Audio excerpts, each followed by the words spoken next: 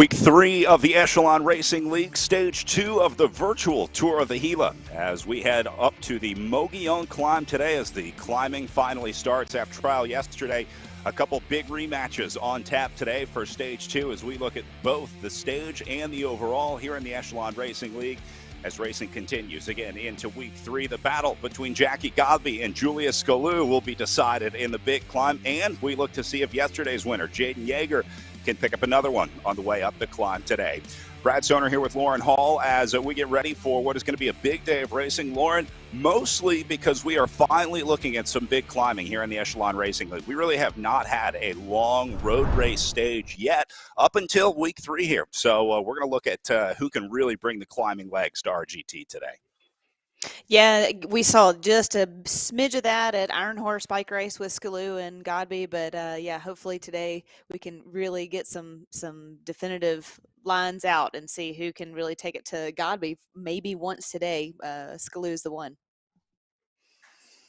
As we said, 2 races already on tap here in the Echelon Racing League, but they were mostly shorter criterium-type stages. And so the road racing, big opportunity today, especially for lighter riders like Julia Scalu. We started the season at Indy Crit and then went to Tour of America's Dairyland. Both were criterium-style races. And then Gateway Cup, a day of crit racing. The Iron Horse Bicycle Classic had a little bit of climbing, but it wasn't a climbing finish. It wasn't a mountaintop finish. And so day 2 of Tour of the Gila here is going to be the decisive day where we really see some climbing. Then we'll head to Tulsa Tough and Intelligentsia Cup next week as well. Here's the trophy that we're racing for here, the FT Trophy, first time in the history of competitive bike racing that we'll be giving away. NFT trophy, and we're also going to be talking about the very cool in real life trophies here at Tour of the Gila as well. All right, pro men up first today. They are assembling in our SIS Zoom room. We're going to be getting looks at these riders throughout the day today. Nice to see a strong field of riders assembling for this one. But Lauren, this is always a favorite. Everyone loves coming to race Tour of the Gila. No doubt. And I think from our interview yesterday with Matt Usborne, we all know how hard this weekend's going to be. And today is just going to be a stickler. And I can't wait to see what Kevin Bouchard Hall can do and see if he can keep his position #1 pole.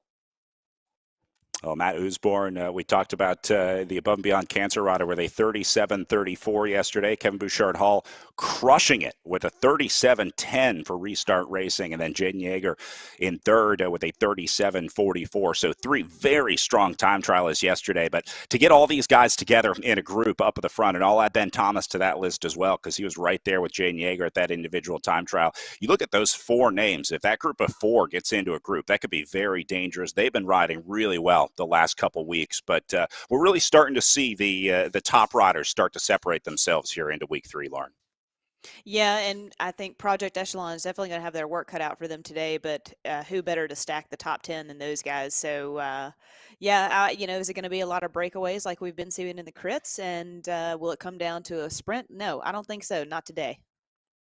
Project Echelon has Zach Nairn third overall and Will Harden into fourth. The 2 teammates sitting in third and fourth, and then Restart Racing with Jaden Yeager in fifth overall. But Usborne remains the man to beat at 720 points, and obviously those points will be awarded at the end of Sunday's race, working on time first, a time-based GC system here, and another round, the lowest total GC will move to a points-based system for the overall here in the Echelon Racing League. All right, let's talk about the big day of racing today, Lauren. This is a course that, anyone that ever raced as a professional bike racer in America knows this course. It's the climb up to the Mogollon, and it's really all about this big sting at the end. Ooh-wee, man. I hated knowing that this was coming at the end of this race. This climb is a beast. No, thank you. I'm glad I'm sitting over on this side of the fence, and those guys are at the start gate, not me. You can see the 7 to 9% gradient on the way up at the finish. It really never lets up in the last, let's say, 10 miles of racing. Only 30 miles total. They're going to pick up about 3,300 feet on the way up with a max gradient of 10.5%. So this is no joke. This is big-time bike racing here on RGT, and it is so cool that we're able to race these courses of real-life bike races as we welcome in Jack Brennan, our race director at the Tour of the Gila. Jack, everyone loves this course. This is what has made Tour of the Gila such a classic as we get ready to celebrate how many years this year in 2022? Oh, it's hard to really decide what year it might be. They call it the 35th. No longer 35th running the Gila. I like 35. Nice Stays with, round number. Talk to me about the course yes. today. I mean, this is one that everyone knows, and this is where the race is really won and lost. I mean, our first big climbing test here. There's a lot of on the final climb. It's, that get up Whitewater Mesa, and this cattle guard. It's 3 miles from there, just 3 miles. The torturous 3 miles of climb. And what I really like, this stage is we had a cattle guard out there. There's not a resort. There's nothing. It's just a cattle guard out there that we have the finish line. We have the stage. We have the podium. We have maybe room for on the sides of the road 10 vehicles. So we got to get people. During real life, we get people in. We get people in about to back to some remote area. No amenities, and it's a wonderful, wonderful climb. The roads aren't great. They're not engineered to be mountain roads like road today is all engineered. It's not engineered. This is what when they're put in a path to the down of Mogollon. So that's what it is. It's very narrow. Turns are steep, and people are really glad when they get out of guard. Well, the good news is we don't have any of the bumps in the road on our GT. They have perfectly smooth roads on the way up to Mogollon today. So we still have to engineer the cattle guard in there. Jack, one of the other really cool things that I love about this race is the support that you guys get. You reached out to some of the contacts that helped make the Tour of the Gila possible, got some welcome videos for our riders, and I'm really excited about this one. So as we get into our first race of the day, our pro men, we have a special welcome here at Tour of the Gila. Hello, I'm Howie Morales, Lieutenant Governor of New Mexico, and I want to say welcome to the 2022 virtual Tour of the Gila, and thank you for returning to this really special race that is heart and soul to beautiful Southwest New Mexico. If you haven't visited us here yet, please make a plan to do it in the near future. I promise you, you won't be disappointed. Despite the big challenges of the COVID pandemic, I am very happy that this great Tour of the Gila is going to occur again this year, but virtually. For that, I am grateful to all the organizers and volunteers who make this race happen year after year. And we are grateful to you. I especially want to thank Jack Brennan and Brad Soner for leading the effort. We are excited to have Echelon Racing League provide the virtual platform, RGT Cycling, who have created an amazing in real life race course onto their cycle platform for this tour. I grew up my whole life in the community where the Tour of the Gila takes place, Silver City, New Mexico, and I live there still today with my children and my family. Let me tell you, we are honored and excited to have all the national and international attention that the Tour of the Gila brings to this state and this community. So please come back for the real race planned for April 27th to May 5th, God willing. I look forward to seeing all of you in person then. So good luck to everyone. Have a great race and many blessings. How cool is that? It's a big deal, Lauren, when the lieutenant governor shows up, but he was right. This really is one of the most beautiful races in America, and this is one that everyone needs to put on their list. I know it was always a favorite of yours.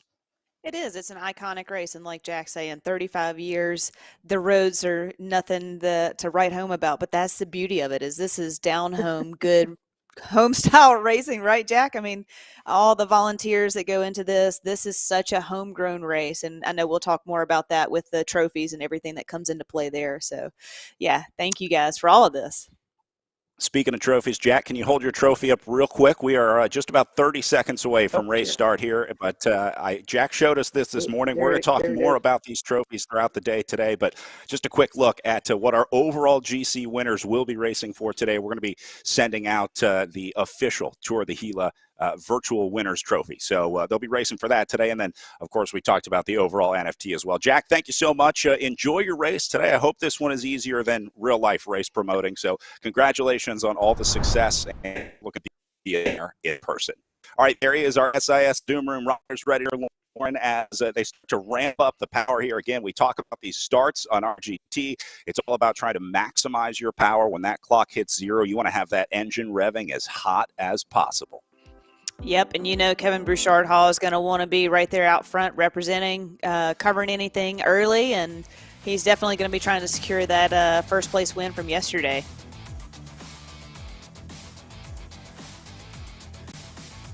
Well, certainly an element of confidence coming into a second day of racing. When you're hot as a bike racer. And so, yeah, as you said, a rider like Kevin Bouchard Hall, I think, certainly banks a little bit on his time trial performance yesterday. So no surprise to see him up near the front.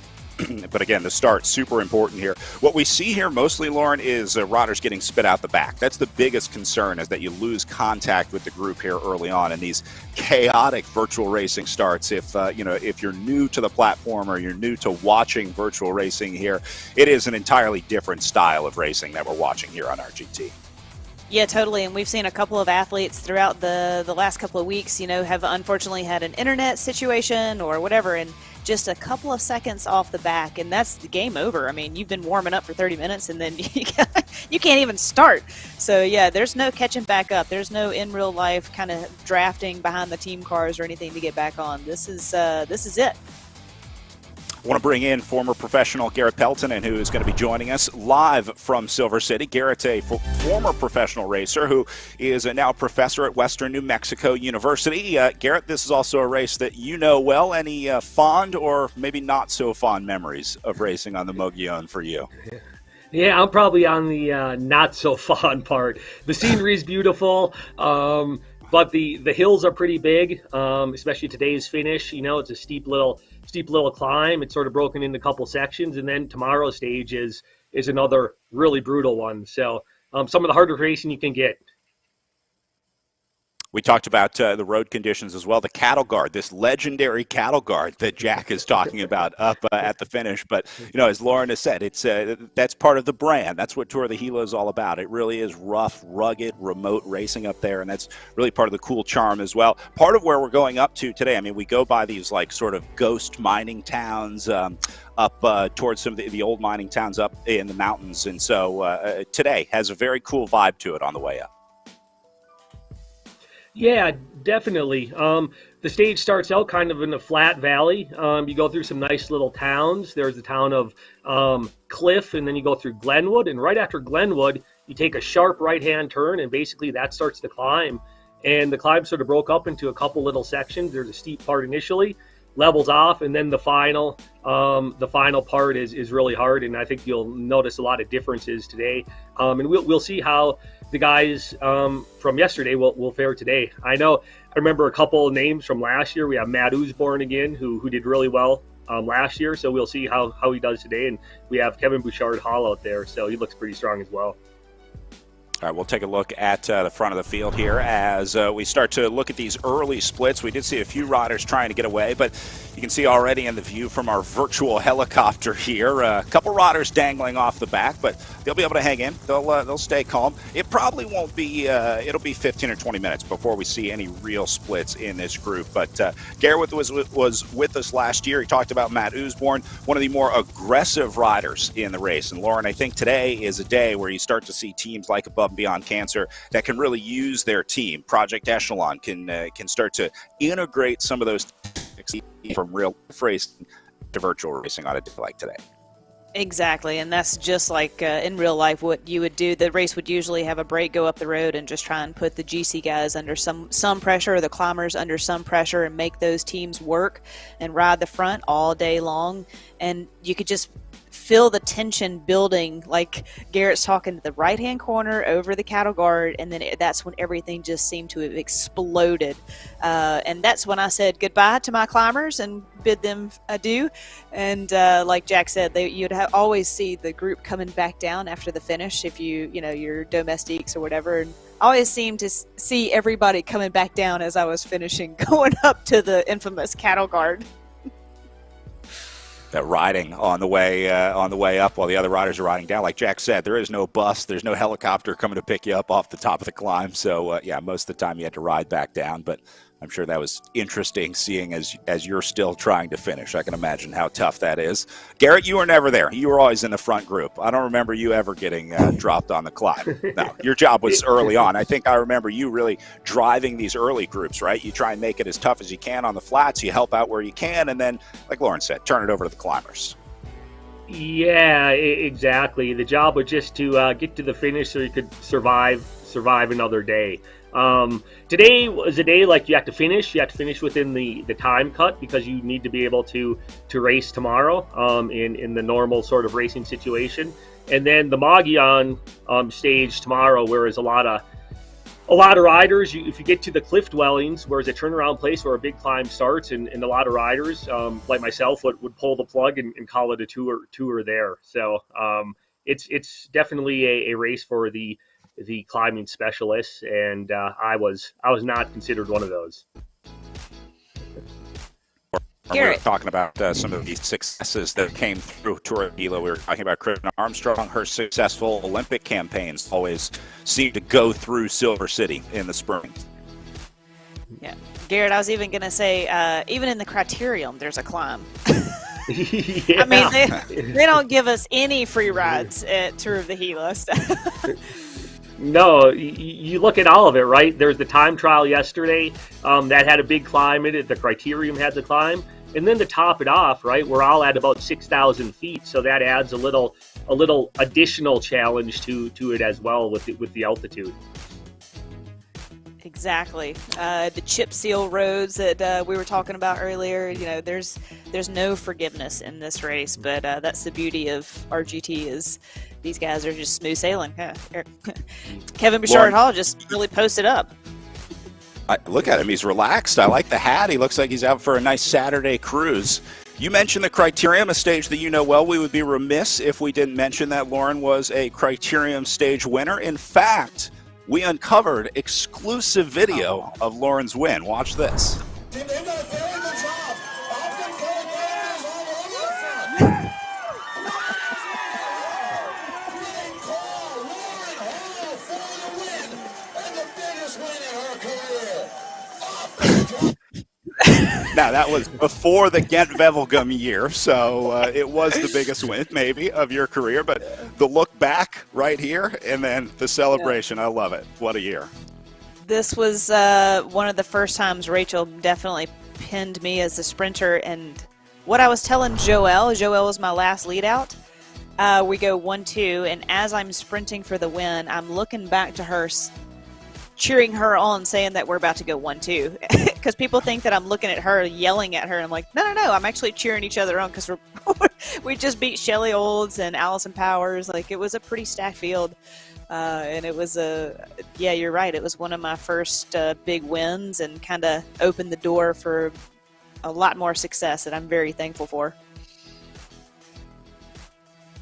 I love the Criterium in Silver City, Garrett. It's such a cool crit course. I mean, as an American bike racer, you race a lot of Criteriums, but the Silver City crit is super unique. That downhill turn, the high curbs, it puts a little bit more pressure on the corners, but it really is a unique crit in the United States.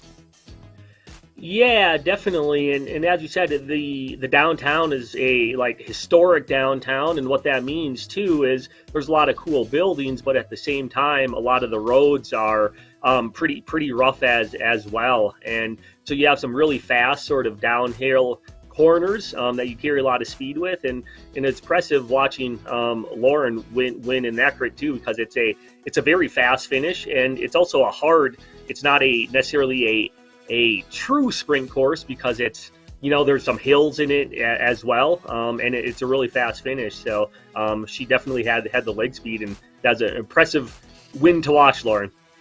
Thanks, Garrett. I think I also had a little bit of crazy bone still in my brain because that last corner is so fast. And I remember the end of my career, I was third to Chloe Dygart and Emma White. And I was very, very happy with that result because we were just screaming down that hill into that left-hand last corner. And then it just spits you out as close to those barriers almost. And, you're just riding that fine line of don't touch the barriers with your bars, or it's all she wrote. So, yeah, that's quite the hair-raising finish for that crit. Definitely, and I know that some of my teammates in the past would even, change their gear ratios a little bit just so they could have a little extra gearing for that super, super fast finish at the end. Okay, that's new to me. I always knew that the time trialist would have a bigger chain ring for the time trial, but that's the first I've heard of changing gearing for the crit. But that's cool. I love those little details. Yeah, exactly, and I don't recall it ever working, but sometimes just a little bit a little bit can make a difference. You never know. They used to say it's only crazy if it doesn't work, so you got to try. Exactly. By the way, you can come race Tour the Gila, even if you're not a UCI professional. They do have amateur races as well throughout the week, and they're running a special discount this week. It runs through next Sunday. If you enter coupon code Gila 2020 at registration, you can get 10% off of your registration for the amateur races at Tour de Gila. They're also adding, which we are very excited about, a women's 1, 2, 3 category. So non-UCI female riders will be able to compete without having to get a UCI license or be part of a UCI team. So that runs through next week. Again, you can register at the Tour de Gila website through Bike Reg. We'd love to see you there, April 27th to May 1st. I know I'll be there, Lauren will be there, and Garrett's going to be there as well. So you can come hang out with all of us. I think that's a great opportunity for new racers, new riders coming up, because Tour de Gila, like Garrett said, it's such a unique race because you're at altitude. It's affordable to get there. It's beautiful scenery, and it's just such a dynamic stage race. And I think, I look forward to going back for sure. It's just a beautiful weekend. Yeah, and very cool opportunity here on RGT to be able to pre-ride these courses, get a look at the good rail.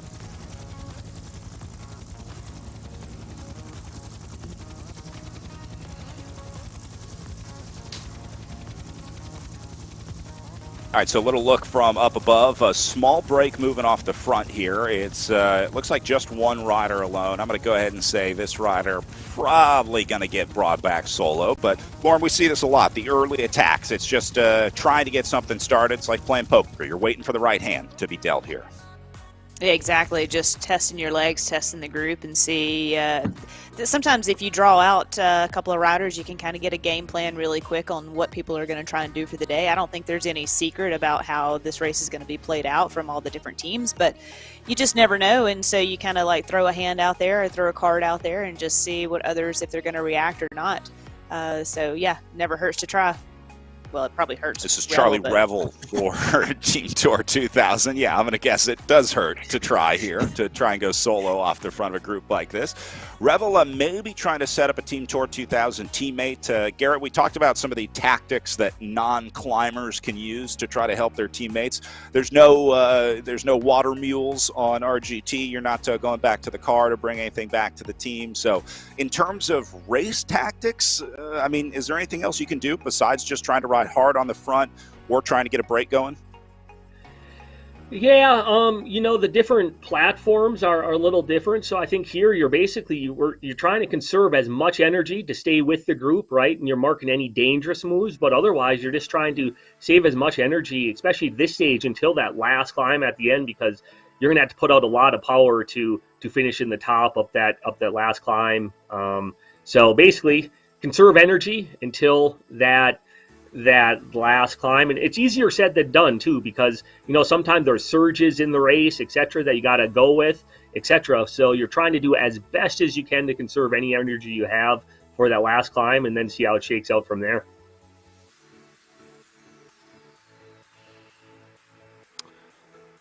Well, here is the Team Tour 2000 roster. Beak ride in the time trial. We saw up on this group, and then Oliver Hutchings, Mike Lister in there as well, and then Ben Thomas, who I think is man for climb today. I think he's a target. So maybe Revel looking at a stage win, Thomas looking at the overall, but I think this is more of a setup for Charlie Revel here today, trying to work for Ben Thomas. Agreed. Yeah, I think that's exactly what that is, and just kind of take any pressure off of Ben as possible, and put all the pressure on Kevin Bouchard-Hall and his team.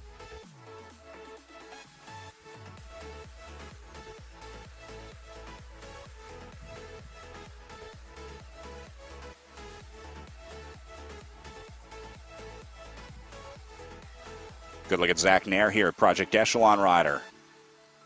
Showing off his Stars and Stripes jersey. Is it me or does he look like the guy from Night at the Roxbury? Is it Night at the Roxbury? No, it's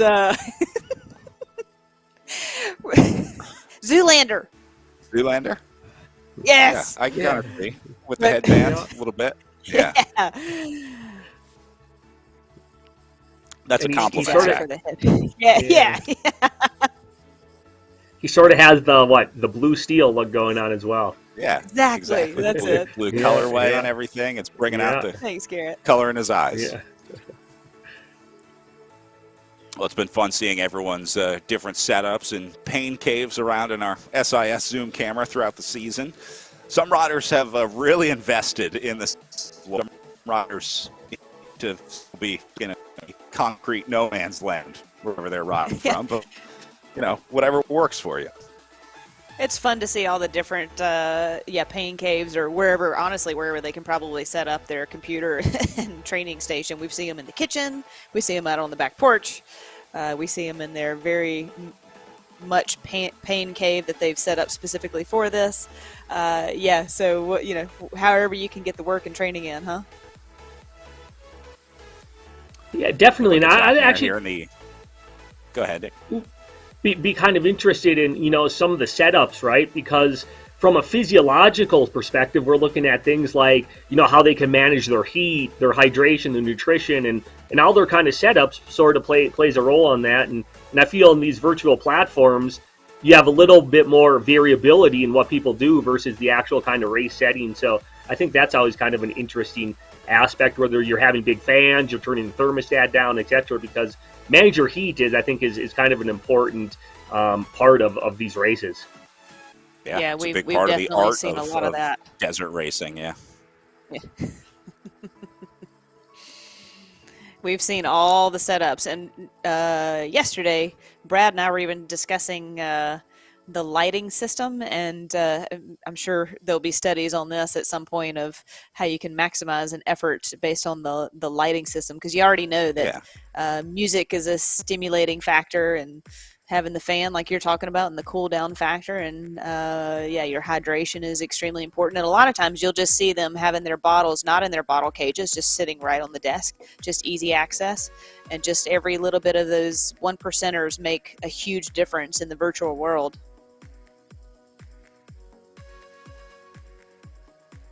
So Garrett, if you want to invest in providing art up, it's art light. Sounds good. All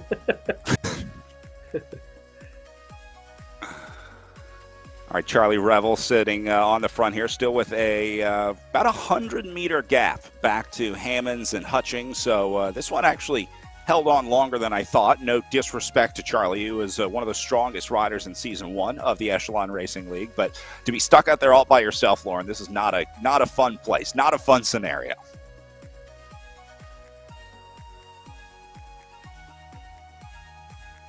See who takes up the charge to bring him back. You see Lister, Clace, Bouchard, Hall back there. Here comes Eric Hill, working his way up to the front. Eric from the Project Echelon team.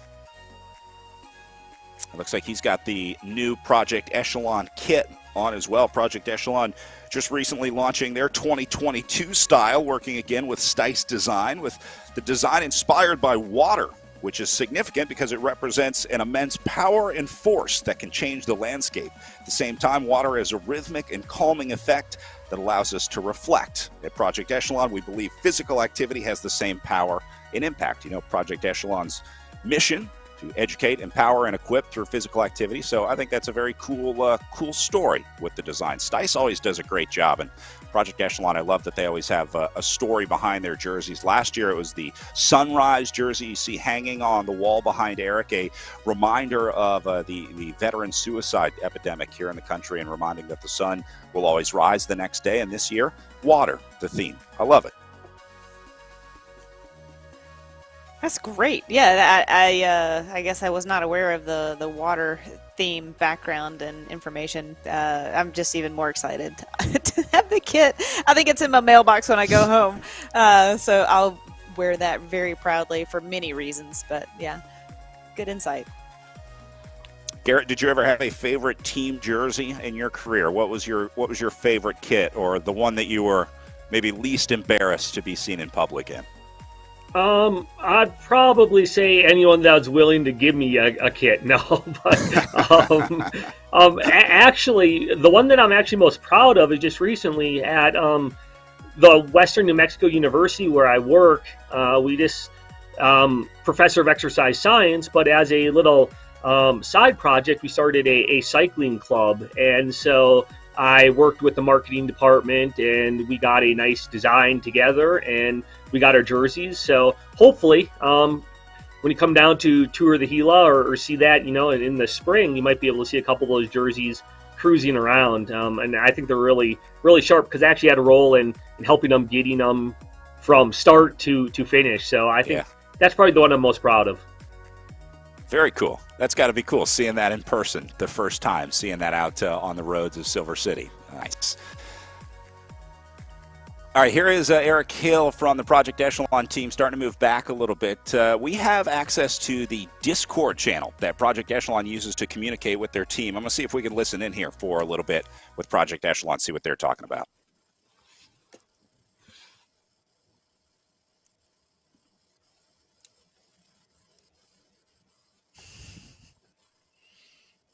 This is always tough because there's not always communication in the group. We'll leave this up for a little bit and see if these guys mention anything. Here's Eric Hill going off the front. Maybe this will spark some conversation on the team Discord. Yeah.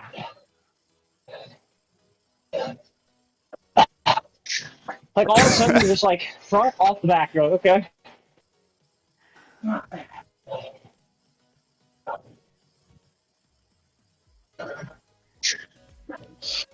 Sounds like maybe getting frustrated, trying to get away here, trying to get something started. Well, if you look at the course profile, they had that hill that you saw everybody go into the red. And then when they crest the hill, it kind of like turns this switch in your brain of like, oh, are we going to start attacking now? And so everybody's kind of like doing these little hitters right now and kind of like, are we going to settle back in? And I think that's where Eric is right now, is like, all right, hey, let's just settle back down. I got a little off the back. It says I'm saving 1,200 watts right now. Nice. They're talking about their wattage. Who's that 1,200 watts? No one. He was I saying wish I could save up that energy later. Go up the climb and 1,200 watts.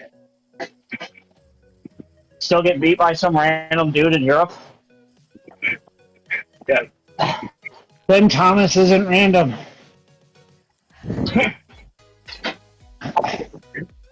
that dude last week who was at 230 pounds and just smacked us with like 1,300 watts for a minute. Yeah, Roka. Oh, yeah. It's like 3 watts per kilo.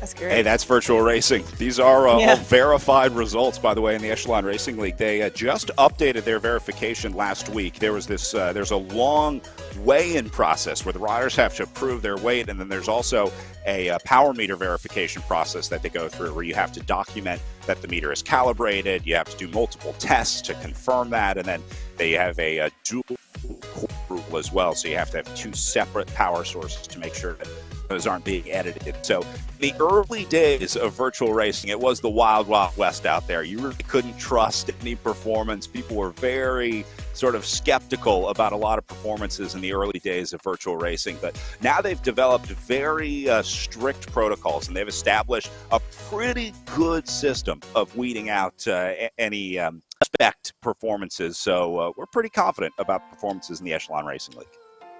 And it just keeps everything honest and knowing that it's very clear and concise on your effort versus these, everybody else racing around the world, and that Ben Thomas is not just a random European guy. Ben Thomas was a pro mountain biker, by the way, so,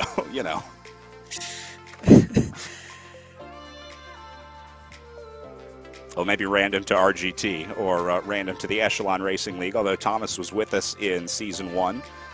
Not one of the aggressive guys in the race, though. Thomas is a guy that'll just sit back, and you don't really see him much on the front until the finish. But all you have to do is look at the GC to see that Ben Thomas is a hitter, sitting 5th overall. There's a look at Travis Samuel, the Above and Beyond Cancer, presented by Bike World Rider. Going with the no-kit option, and I think he's got some KT tape up there as well, some of that kinesiology tape.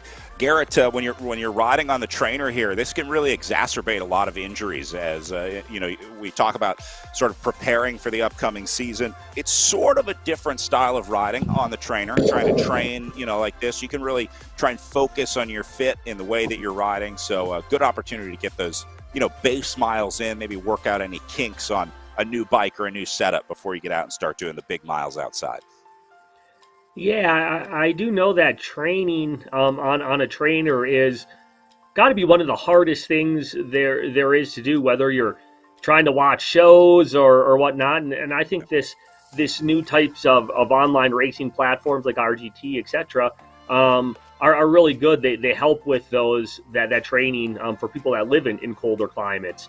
I know myself, I'd spend a lot of time. I did do the trainer a little bit, but I'd put on my big burly boots on, my gloves. I grew up in Wisconsin, and I'd get out there and try to ride, but sometimes you just can't. And so I feel these racing leagues definitely help the motivation so that these people can get in some base fitness and some miles. And it's actually, I would say, a little more than base fitness. They're pretty fit. If you definitely watch the wattages up in the corner of your screen, there's huge spikes in wattages.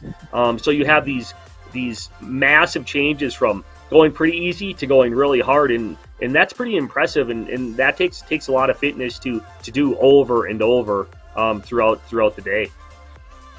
Yeah, it takes the right kind of fitness to do well on virtual racing. Here's Charlie Revel coming off the back of the group. Remember, we saw Charlie attacking on the front earlier, seeing if he could draw anyone out. Nobody went with him, so not sure if he pulled the plug or just went a little too deep here. He is in the red zone trying to chase back on, so that tells me that he does not want to be here. So it looks like he may have lost contact. Meanwhile, Will Harden taking a little look off the front here for Project Echelon, putting in a big effort here for Harden. Get him a little bit of space. But, Lauren, they're still not even close to the heavy part of the race here. I was listening to Eric Hill and some of the Project Echelon guys, how heavily they were breathing, and I was like, we're only 21 minutes into this thing when we were listening to them. But virtual racing, I mean, you get started from the gun. Yeah, exactly. And seeing Revel go off the back like that, I think that is a testament to how hard virtual racing is, and just the consistency of riding the trainer, and how unforgiving it is to spend that energy out front, and to, even listening to Eric try and get back on into the draft. It's extremely hard. So yeah, we're just now touching the meat of this day. So with so much heavy riding to come, you have to monitor your efforts, and maybe that was Revel's job done, and first guy out the back. And is there a time cut today? Probably not. So he can just ride it in and try and recover as much as possible for tomorrow. Yeah, with no time cut, Garrett, you can enjoy the ride on the way up to the line. That was always something that we had to worry about in the stage races. The stage race rules do apply in the Echelon Racing League, so the riders have to finish today. But, I don't think they're going to time cut anyone today, so they should be fine. That might be a big advantage. Take a day off. Don't go too deep today. Try and save it all for Sunday's Gila Monster stage. Yeah, there's a fine line, though, right? Like, a lot of times, if you're not being able to compete today, it's kind of hard tomorrow, because tomorrow is even a tougher stage with more climbing, etc. But if you're not having a great day at the base of the climb and you can ride it in, it may be a little bit more beneficial. But typically, you see the people who will do well today are going to also do well tomorrow. Well, this group going to get smaller and smaller on the front. Still nobody going with Travis Samuel here, the solo rider on the left side of your screen.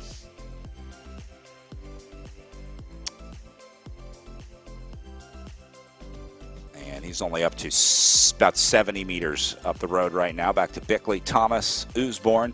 You need about 200 to call it a major split. So we'll see if Samuel gets any more space. But what a stacked team this is. The Above Beyond Cancer Squad. Timmy Power, Brad Bickley, Travis Samuel, Grant Simons. These are all names that we talk about in the Echelon Racing League because these guys are aggressive on the front. They like to take breaks. They like to make splits. They like to try and get things going. We saw Hayden Warner off the front earlier. Obviously, Matt Usborn with a good result yesterday. But, yeah, one of the more aggressive and more organized teams in the Echelon Racing League. We got a lot of cards to play today, Lauren. And podium placers, that we've seen a lot of those guys out there in the front, like you said, making the race, taking the race, and making the race, and ended up on the podium. So you can't just let these guys roll up the road thinking that, he's just going to come back. Any of these guys. But I do wonder, what we've seen in the past is we need a significant group of people to go up the road. Otherwise, these guys are only able to get maybe 100 meters up the road, and then they're kind of getting caught. But what we've seen in the past is 5-6 riders with a significant break, and even that has been getting caught. So you kind of wonder if this is, worth the effort, but you got to try. Yeah, especially if you're not a great climber, if you don't think that you can climb with the best of them, maybe try and make your move early, like Jaden Yeager here, trying to take a little look off the front. Lister, Shane going to go with him. Jaden Yeager, probably one of the top time trialists in this field. I was a little surprised that he got beat yesterday just because of his pedigree. I thought that early fast time that he set would be enough to do it. We were asking why Jaden Yeager was decided to ride in the early segment. He answered in our Facebook chat yesterday. He said, so I could drink beer and watch the broadcast in the evening one. So that makes sense. There you go. Jaden's a smart guy. Recovery at its best, and we were talking about that the Friday night recovery. If it is conducive to ride in the morning, and he answered our question.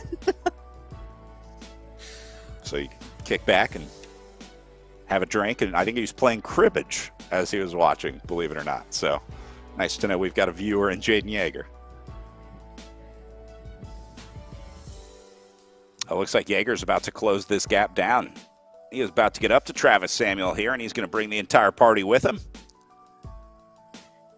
Hitting that down slope right sweaty, there, taking that to advantage. As sweaty as the other guys look, Jaden Yeager looks really good.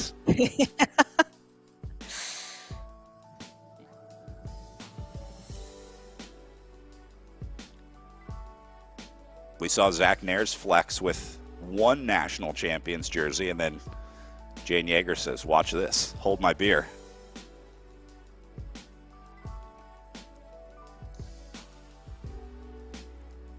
Well, they don't give those jerseys away, that's for sure. You have to earn those stars and stripes.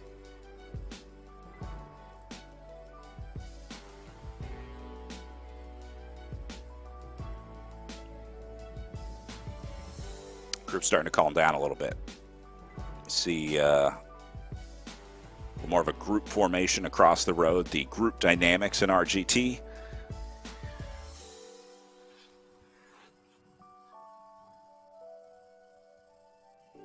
But yeah, there's a lot of riders in this field that are just watching this saying, all right, let's get this party started. I'm ready. Here goes Jaden Yeager taking another little look off the front.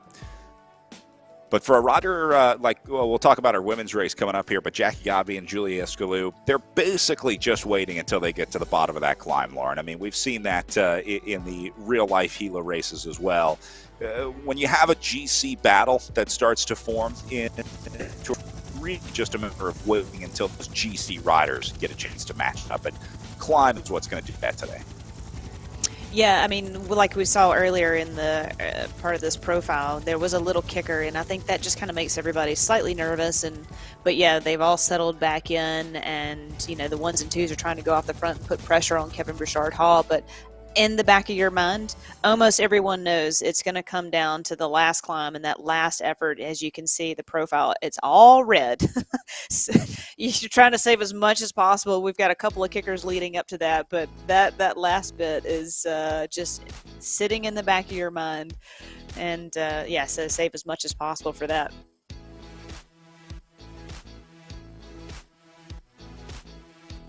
There's still about 22 riders, I think, in this group. As we take a look at Valentine Slay, the beast mode presented by Rose team, one of the teammates of Julia Scalou.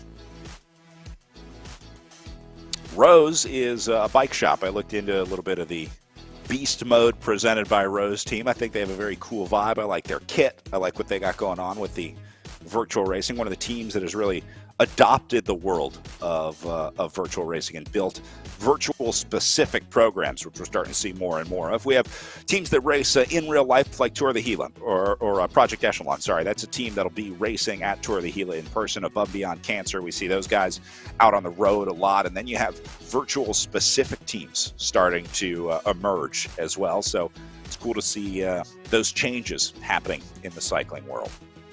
I think it's great to have this. This is a whole other opportunity to get your brand out there, and maybe you don't have time to travel or the finances to travel, or you've got family or other commitments.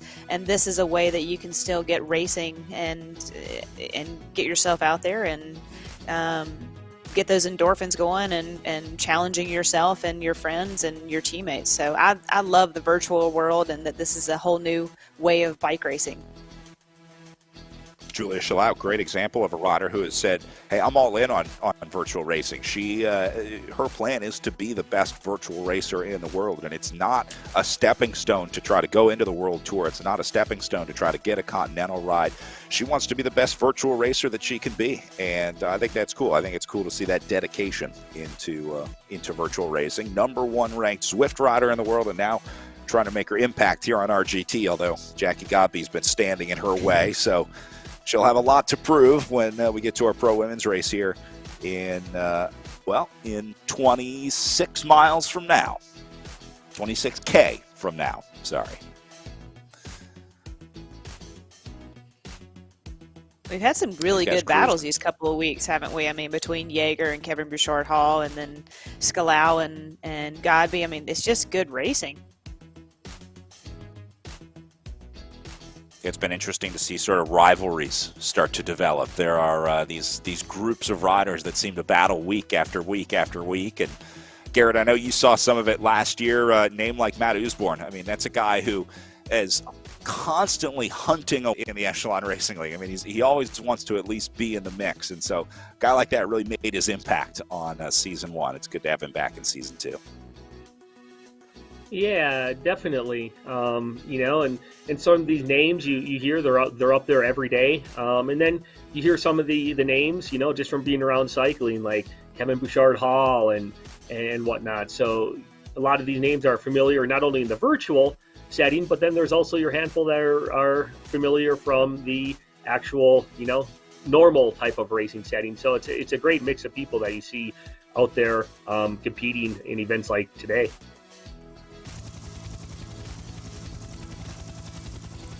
All right, helicopters fueled up again, flying over top of our group. One of the really cool things about RGT, I was talking about the group formation earlier, the dynamics that go into where they place riders in the group. A lot of riders comment on the realism of that, the way that the groups sort of form. Like when you see a surge, it kind of opens up this lane up the left side. Now you'll see it sort of form up the right side. They put a lot into those realistic dynamics because the drafting really matters in RGT. And so being able to figure out sort of how to use that to your advantage is a big part of doing well on this platform.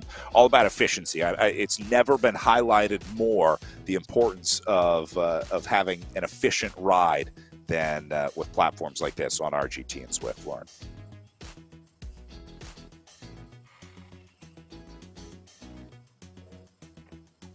Usborne back to suffering. I really hope he gets on the podium today, because I would love to have another interview from him. We're definitely interviewing him. Garrett, you weren't with us yesterday, but Matt Usborne came to his interview wearing the giant Pit Viper sunglasses and then proceeded to describe his time trial as like getting an enema from a dump truck. So that gives you a good idea of Matt Usborne's spirited post-race press conference yesterday. Yeah. We'll see how he describes today. Yeah, I think today is going to be even more painful. If yesterday was rough. Just you wait, Mr. Usborne. We'll get back to you in about 45 minutes from now. Check in and another. I mean, this is a rider who's not afraid of getting put in the pain box. Garrett, we were talking yesterday about people that could either do the trainer or not, even before the virtual racing.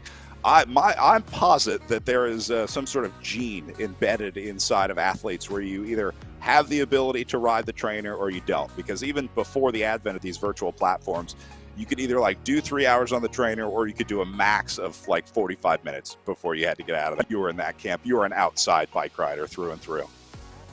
Yeah, I don't know. I struggled. You tried rollers to all these different trainers and just couldn't do it. I'd put on 10 layers and go outside and, and put like hand warmers in my feet because your feet would freeze, that sort of thing. But I had teammates like Carl Menzies, for example, who lived in Michigan. He would just spend hours on the trainer. Or, when we lived together in Colorado, he would do the same thing, just spend time on the trainer. So everyone has what works for them. And I think the key is just keeping it mentally fresh and being able to do that.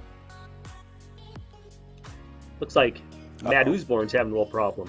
Uh-oh. Yeah, so this is almost definitely a technical here for Usborne, having a dropout here. Yeah, he's on the computer trying to get back in.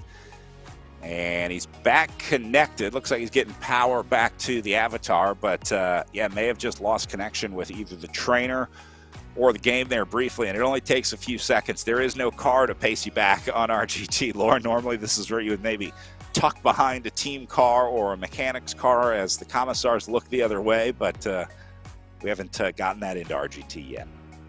This is quite the blow for the team. I mean, he's a big addition and big force for the team, and so him being off the back, that is a huge loss for them.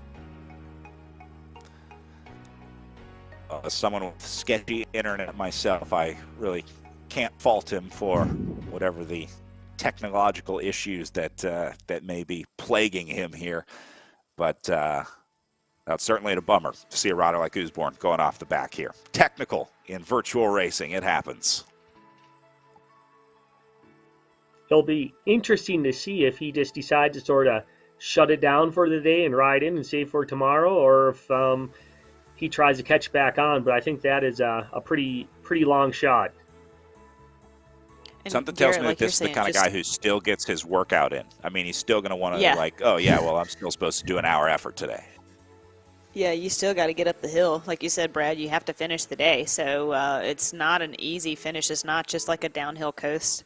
He's still going to have to put out somewhat of an effort to finish out today.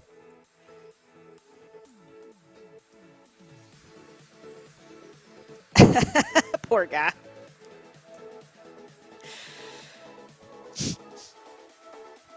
Well, bad luck strikes every form of bike racing. I guess this would be very similar to a flat tire or broken chain or broken spoke, whatever freak mechanical you have out on the road. We've all been there. What are the chances that your rear cassette completely falls apart on you? Yeah. Whatever the issue is. Usborne's going to go for it. He wants to get back in here. This guy's not throwing the towel in, that's for sure.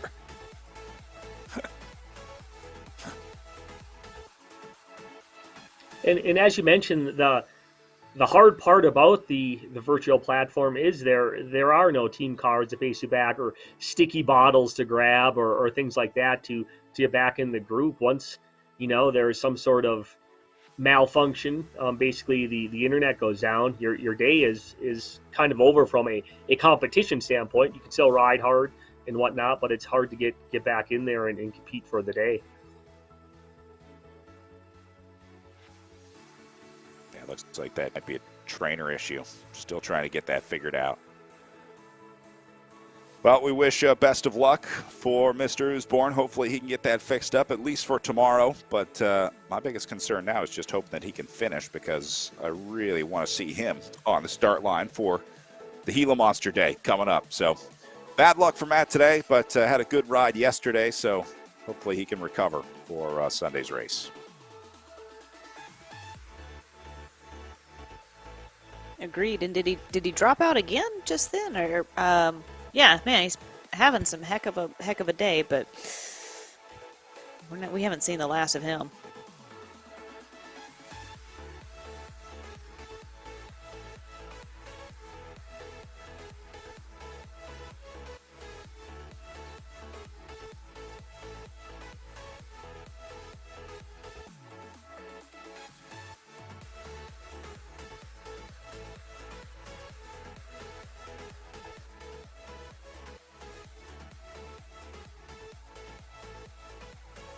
All right, I didn't see Usborne talking much, but it sounds like we do have access to their Discord as well. Let's see if they're talking about anything.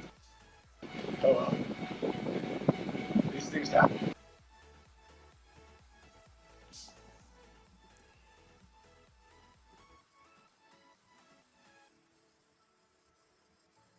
I heard these things happen. If you guys could do me a favor and not attack for the next little while, see if I can close down this 800 meters. Roger, Roger. Sweet! Who's born you close that All gap? right, well, there you go. That's what she said. Oh.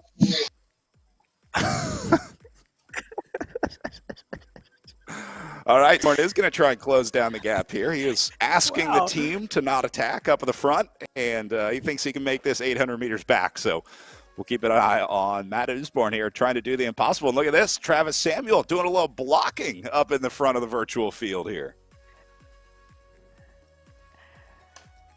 Oh man, I love Discord. That's definitely the true insight of the peloton. I mean, these guys are going after it. Their blood pressure's up, their adrenaline's going, and you kind of hear a little off the cuff comments. But that's bike racing, isn't it? That's yeah. We'll see if he can make it back. And the honest truth of, hey, you guys don't let anything get up the road, and try not to attack, please.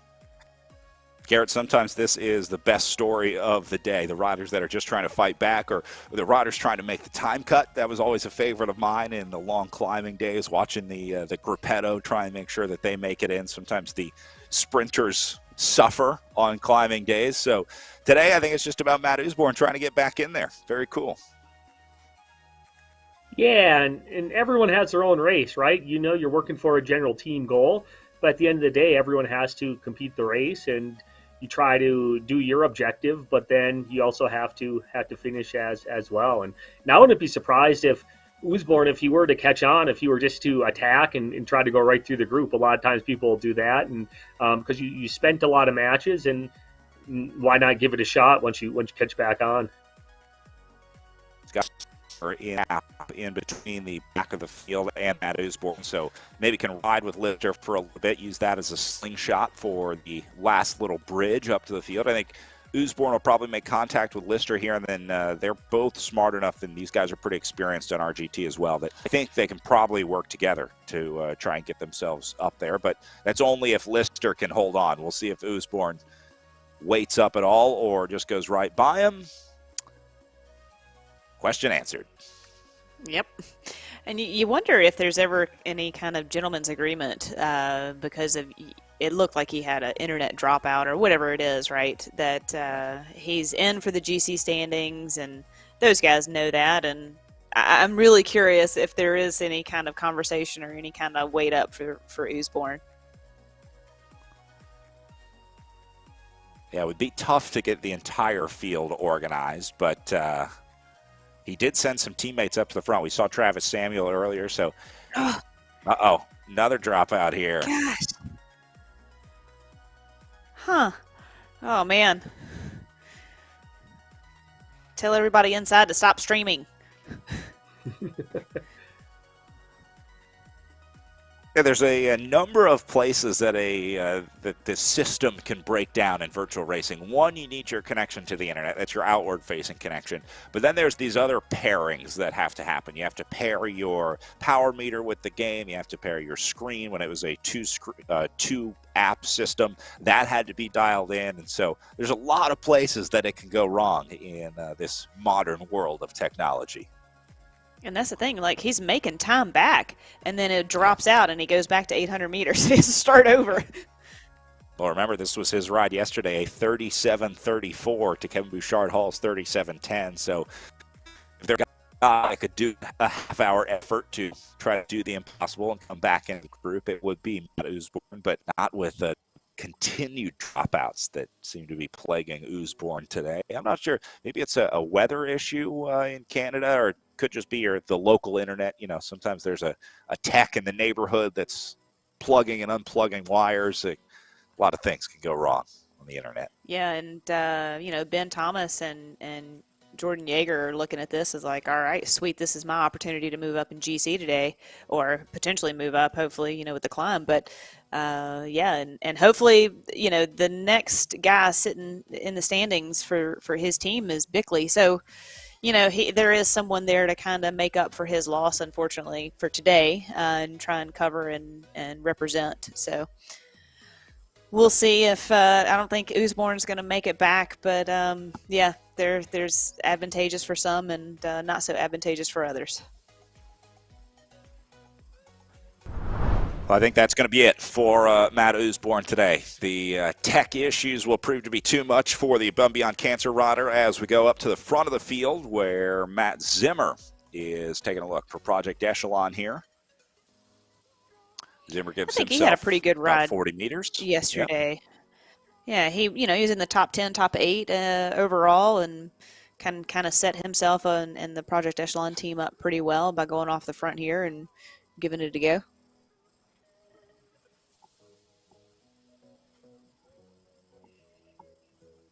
Coming up on 13K of racing to go. They went over the small climb. Go ahead, Garrett.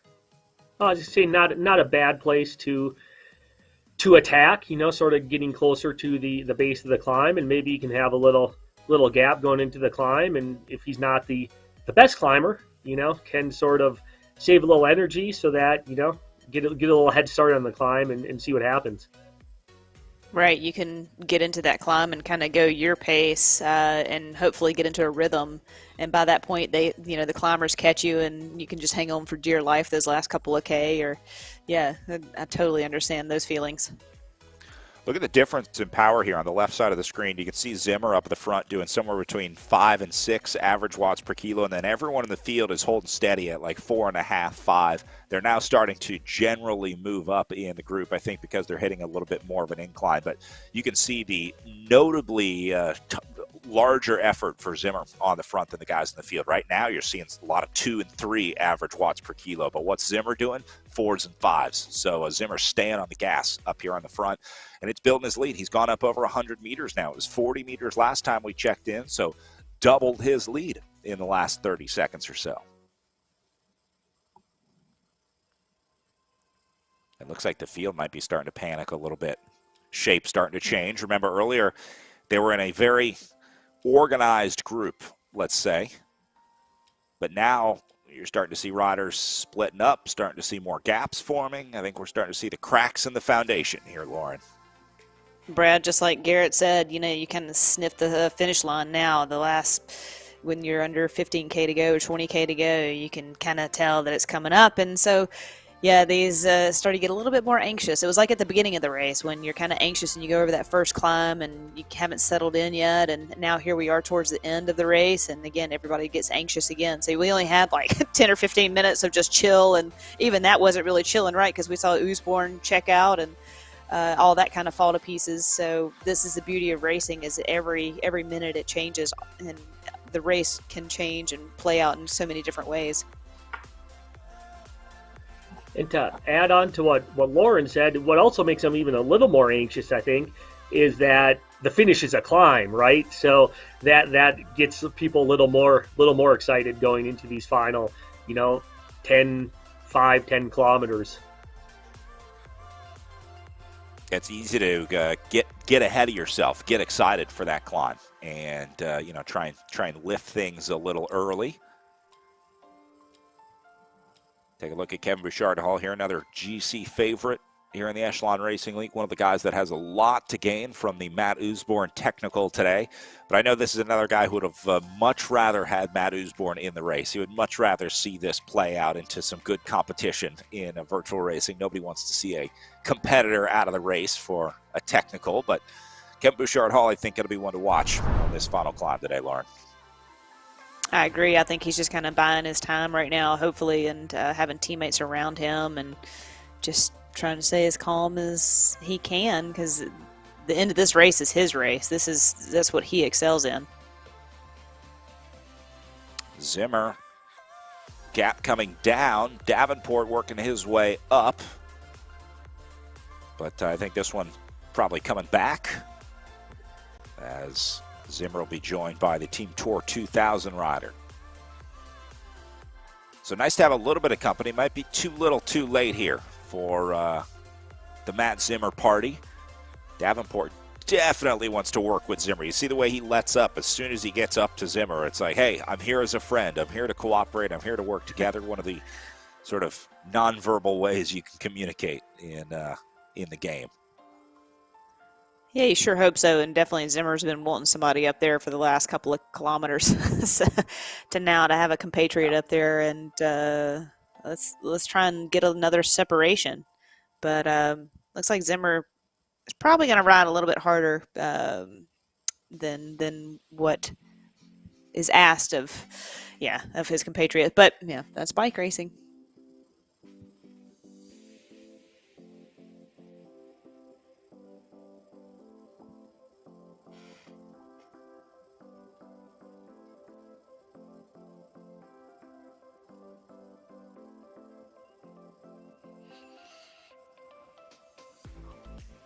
So now even Davenport having a little gap open up to Zimmer.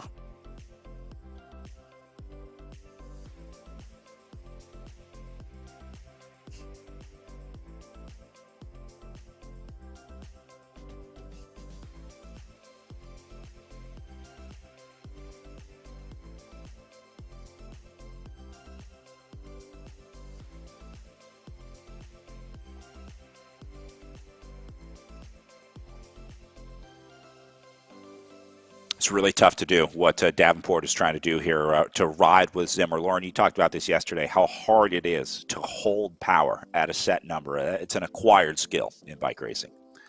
No doubt, especially on the trainer when you see your avatar connected, and you would like for your trainer just to ease up a little bit.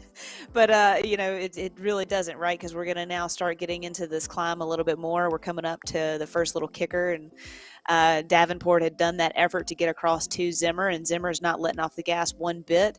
And you just wanted to be able to put your hand up and be like, dude, just give me a second, please. But yeah, it's virtual racing at its hardest right now.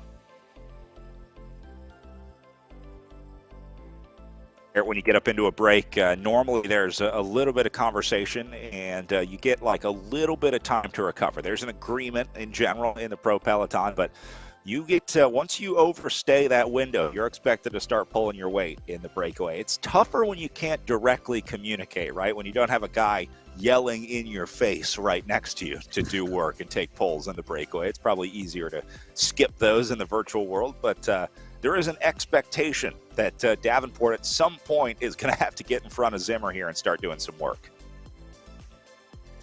Yeah, you have a little bit of time, once you catch back on to catch your breath, but then you got to start, pulling as well. And this is where team tactics come into play a little bit also. So we'll sort of see what happens. And I always find it interesting. Sometimes coming into the base of these climbs, like we're starting to get into, sometimes the hardest part is actually going into the base of the climb, and then things will settle down once you start going up the climb for a little bit, as people try to position themselves, etc.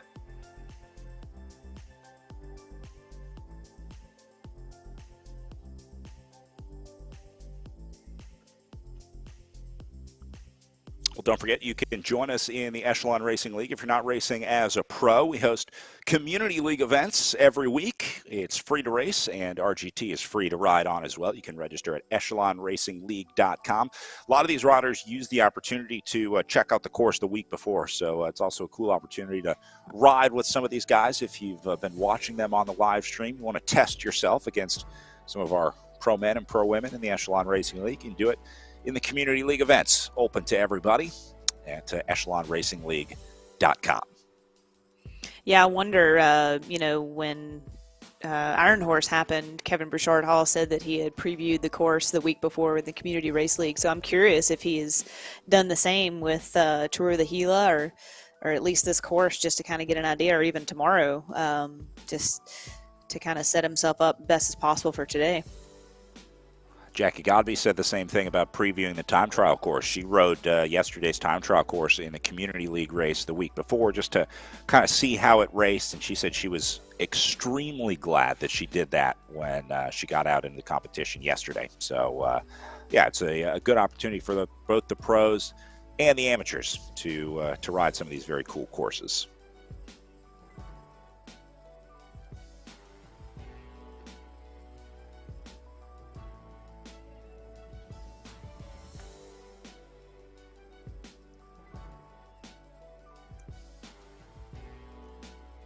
Jaden Yeager trying to tack things back. Looks like he'll shut this one down.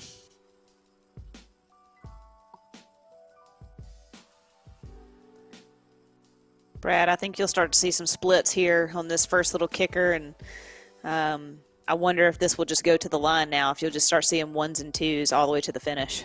You have 7K left.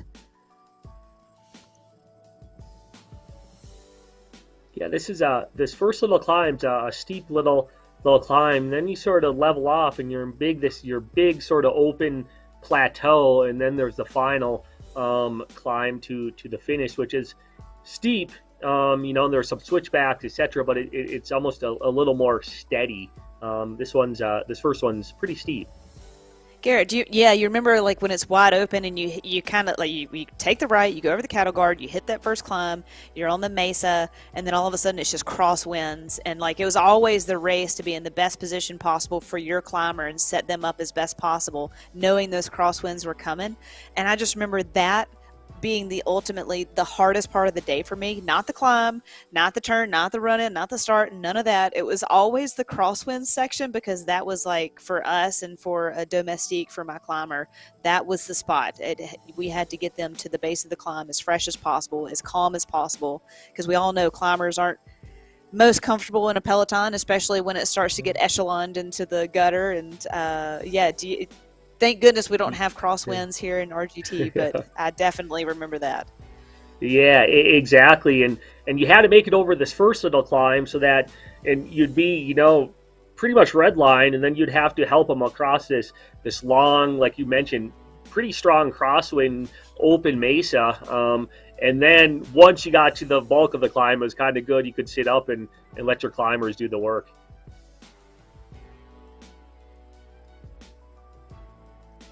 And for most of the day, especially on this stage, you'd have a pretty significant wind sometimes, and that's sort of the beauty of the Gila as well, right? There's climbing involved, but at the same time, especially the race when it's held in the spring, it's usually our windy time of year, and crosswinds and being able to handle your bike plays a pretty big role, and team tactics come into play as well.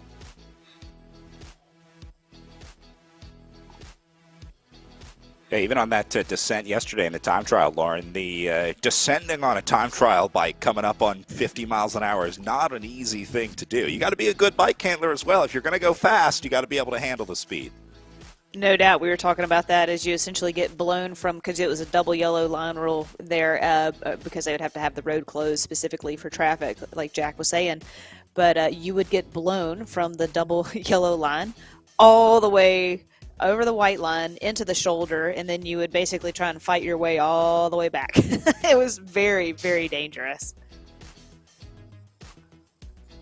And then typically, right, you have full disc rear, you have,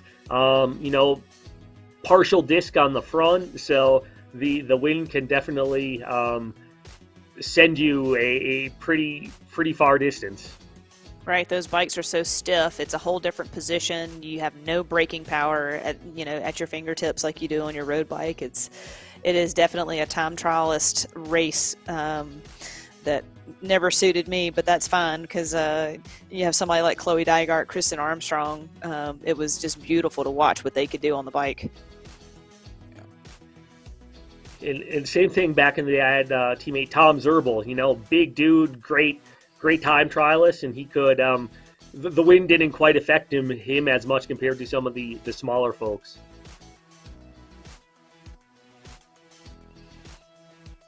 There's Jordan Shane taking a little look off the front. Meanwhile, first group has gotten split off the back.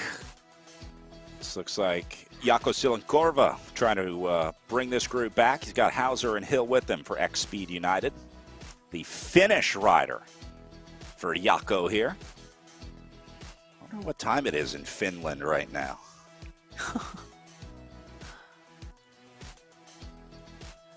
Past my bedtime. I'll tell you, because I have Google. It's only 7:15 p.m. He's good. Oh, okay. It's dinner time. Maybe past my bedtime.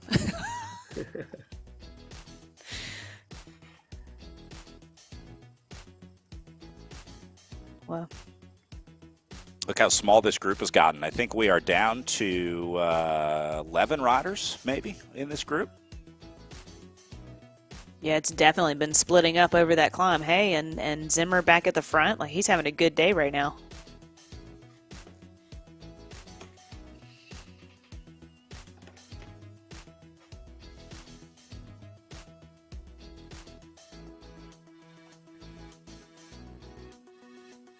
Yeah, this is about to heat up. This is a powder keg right now. See how these guys start to string out single file now? They're starting to pick it up at the front, and they're just about to come onto the red portion. The very bottom right of the screen, you can see the elevation profile that goes across the entire screen, and they're about to hit the base of that big climb. So once they get into that red section, this will not be a group of 11 or 12 riders anymore. This will very quickly go down, I think, to ones and twos out there.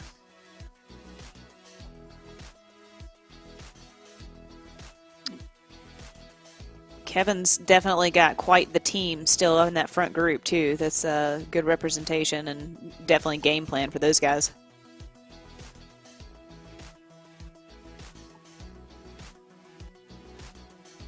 There's also an element of the sort of standoff situation here, Garrett, waiting for the first move to come, waiting for the first rider to go, the first big attack to come.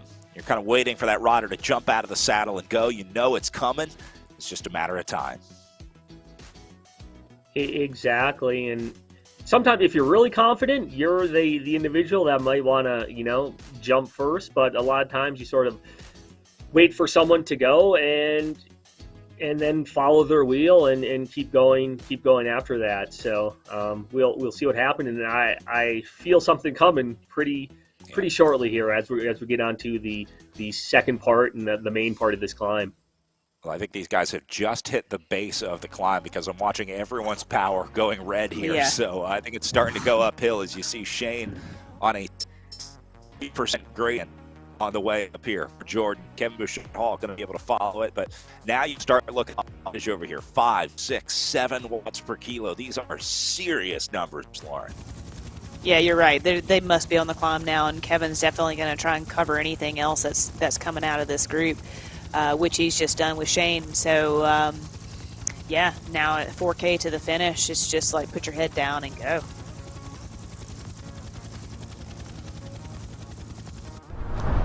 Looks like Shane and Bouchard Hall will be able to link up here on the front. So that'd be nice to have at least one rider with you. I thought this would go down to ones and twos. I didn't think it would happen this quickly. Just about a minute on to the bottom of the climb. Looks like Bouchard Hall is going to be happy to sit with Shane. I don't think he wants to drop him. I think he'll ride with Jordan Shane as long as he can here. And then Charlie Beek a little bit further back with Jane Yeager, Ben Thomas, Zach Nair, Matt Zimmer, all there. Yeah, the amount of time that we've seen Kevin stand up, sit down, I don't know that he's feeling too comfortable sitting on Shane's wheel. This could be, putting Kevin under a bit of pressure.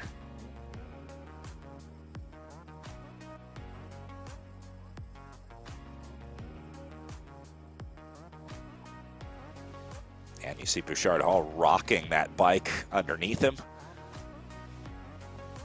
Some riders.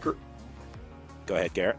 It's great to have the live footage of the individual riders, right? Because the avatars that we're seeing, we don't quite get a good picture of how hard they are actually going. Where we look at Kevin Bouchard Hall there, and he's going hard, and he looks a little uncomfortable getting in and out of the saddle, and just trying to hang on to Shane here and see how it shakes out at the end. And we're also there's zones. You see the bars below the names of the riders floating above their head. Shows the sort of relative power zone that they're in based on each individual rider's established power zone in the game. They have a sort of maximum level that the game knows, and then it breaks them down into these different zones where the blue is or green is the easiest, and then as you get into red, that is the hardest zone of power riding. 12% gradient right now, or darn near it, for George Shane and Bouchard Hall on the front. Woo! If you've ever ridden a 12% gradient, which I can tell Lauren has, you know how painful that is. Just the number makes my stomach turn, and just seeing that olive red, oh man, just seeing these guys giving her, it's oh my gosh, this is good racing, and I'm glad I'm here and they're there. Jaden Yeager still looks like he's out for a nice Sunday cruise. The only difference is that the jersey's unzipped. I think he's bumped the fan speed up a little bit, but he doesn't look like he's suffering too much. I mean, we saw Kevin Bouchard Hall all over the bike. He was up and down out of the saddle. Yeager looks like he's at the beach. Yeah, and he's doing pretty good because I think he's a flatlander from Wisconsin, I believe.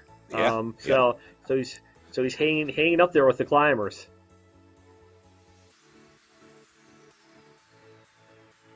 Shane and Bouchard Hall still going at it up here, gaining time on those riders behind him. They're up to 80 meters back to Jaden Yeager leading the charge for the field. But still plenty of climbing to go. It looks good early here for Shane and Bouchard Hall, but let's wait and see what Jaden Yeager has up his sleeve. Yeah, Brad, like you say, and this is just attrition to the finish line now. And we saw Zimmer dropped off the back. Zach and that is still in the main group. So, yeah, this is good for Project Echelon, and see what those guys are up to.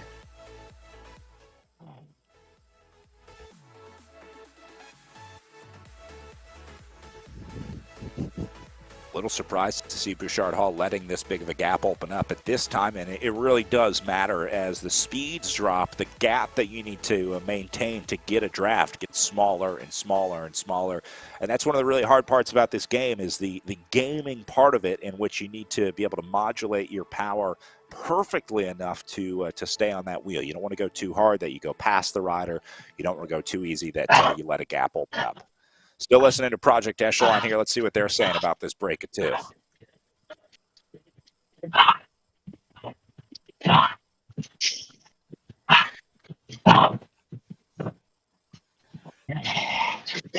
I'm wondering if there's anything they could do for Jordan Shane at this point. Cheer him on. If you're dropped and you can breathe, which somebody obviously cannot, so just cheer him on. All right, hey guys, they're coming to us in 30 seconds for discard. Oh, boys. Good, Jordan. Nice job. All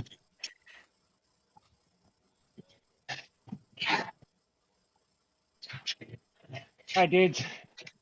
Stay attentive. Stay on it. Go, Jordan. Smooth. Oh, whew. Come on, boys. Keep it under control. Smooth is fast. Smooth is fast.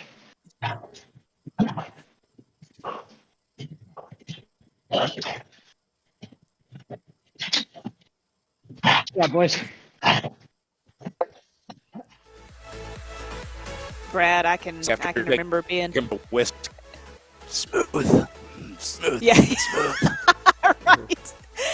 I can remember being at Tour of California, and I was close enough to Katie Hall when she was winning the stage in Lake Tahoe to hear what's going on in the radio. And our director, Rachel Hill, was just constantly in her ear of like, you're doing good, keep this pace, keep it up, you got this, all this positive reinforcement. And some people love that, and some people don't want to be talked to at all. I appreciated the reinforcement, the encouragement. Every bit helps in my mind. So it's nice to hear that those guys are at least talking to each other in Discord and just kind of keeping Shane under control and giving him all the support he needs. Yeah, how many times have we seen in the real life racing where the rider will rip the earpiece out in the final kilometer, right? Like, I get it. I know exactly what I'm doing. I don't need any more encouragement. So, yeah, some riders like to have some riders not so much. Sometimes I wish I could rip my headphones off.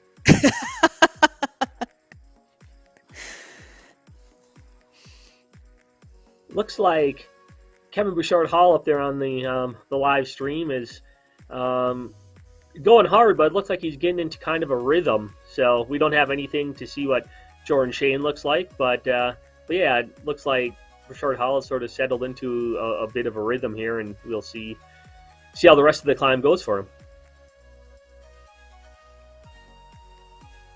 Yeah, Garrett, you're totally right. I mean, when he first started the climb, we saw him like dropping his head and kind of standing up and kind of that like urgency of pedal stroke. But yeah, now, the standing sitting is still there, but it's more controlled. He's focused on the game and what's going on and how many kilometers are left.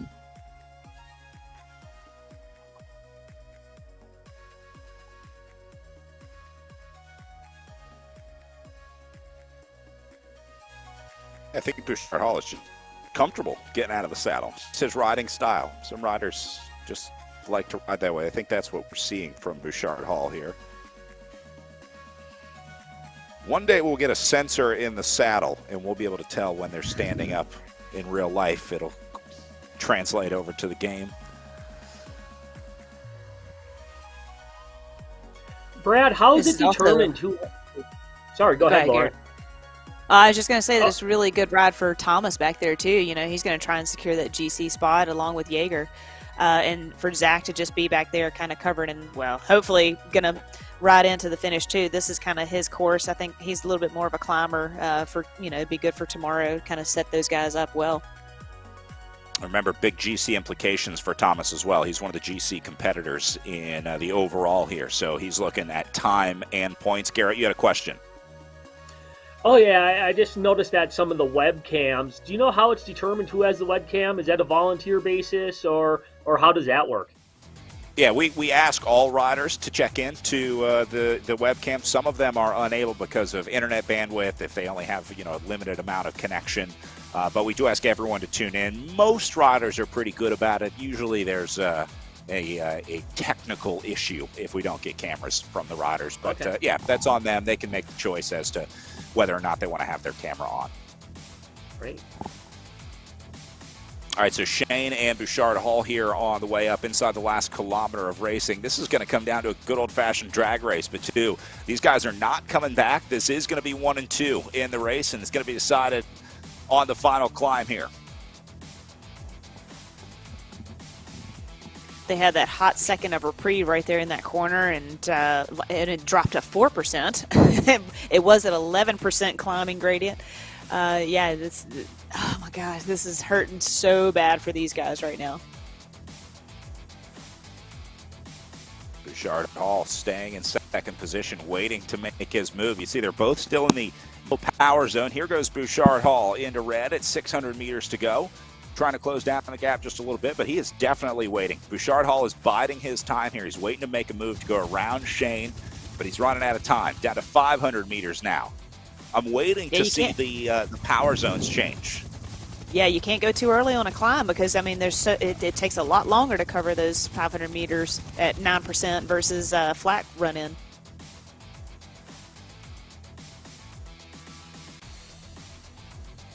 Bouchard-Hall waiting. You see the upper left-hand corner. It shows the very slight advantage that he's getting from the draft here. It's about a 10-watt advantage sitting behind Shane on the way up, down to 350 meters. So Bouchard-Hall definitely waiting. This is a tactical uphill sprint on the way up to the finish. It's been regardless of how it shakes out, it's been an impressive ride by Jordan Shane. He's led the whole climb from basically bottom to top. Yeah, the man that started this split, started this move before Kevin Bouchard-Hall came up to him. And now Bouchard-Hall into the red zone. This is it. Here's his big move for Kevin Bouchard-Hall. And he will be well on his way to adding another victory here. It's been a really good season, too, for Kevin Bouchard-Hall so far. And it looks like he's going to add another victory to his resume here on the Mogollon climb as he will pick up stage 2 of the virtual Tour of the Gila here in the Echelon Racing League. Kevin Bouchard-Hall adds another one to his resume here in 2020. Rod, Jordan Shane as well. Wouldn't have been possible without Shane. The reason that this race went the way it did today was because of Jordan Shane's initial breakaway. So all the credit in the world to Jordan. Meanwhile, a cracked Kevin Bouchard-Hall. Woo. Man, if that doesn't tell you what that effort was, I don't know what does. That's really good. And what a great result, yeah, like you're saying, Garrett, for Jordan Shane to be up there and essentially pull these guys out to the line. Yeah, that's now Jordan's moved himself up and Project Echelon up into a good spot. This is the race for third shaking out right now. Looks like Ben Thomas on his way in just ahead of Jaden Yeager. I think Thomas is going to be able to hold on here, so that'll be a nice get for Ben Thomas on the day today. Won't quite pick up the time that he needs to move up in the GC overall, but does get him into this select group of 4 or 5 finishing here. Brad Bickley up next.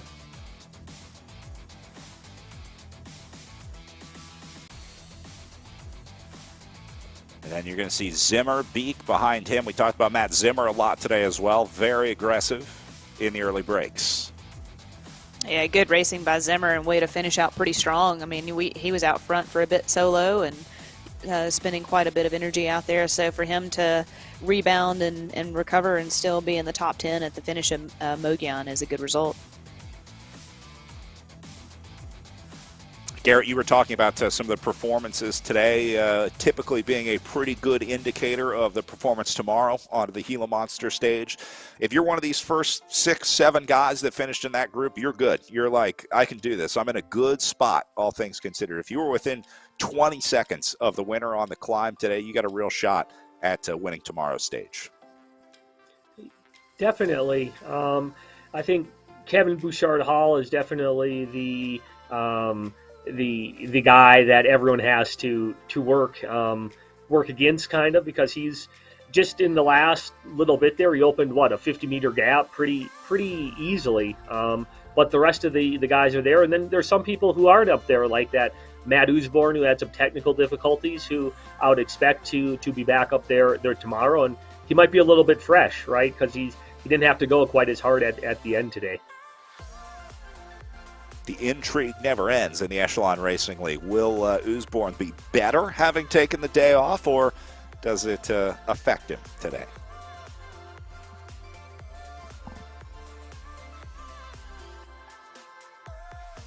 And it can kind of go both ways sometimes, right? You know, a lot of times, especially things like the time trial yesterday, people might, not do as well initially at the time trial, but today you might do a little better because you sort of opened up your legs a little bit, and today can go like that for tomorrow as well. But then fatigue starts to play in the role on day 3. So it sort of depends upon the individual.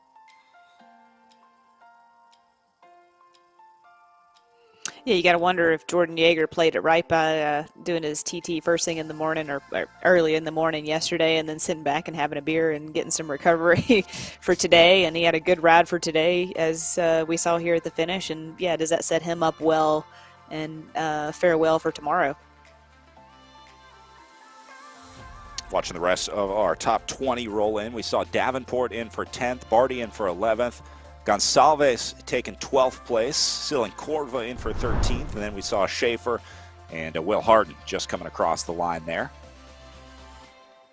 So top 10 in, and I always love looking at the watts per kilo on this match out here in this one. A lot of times you see a lot of variation in that watts per kilo category.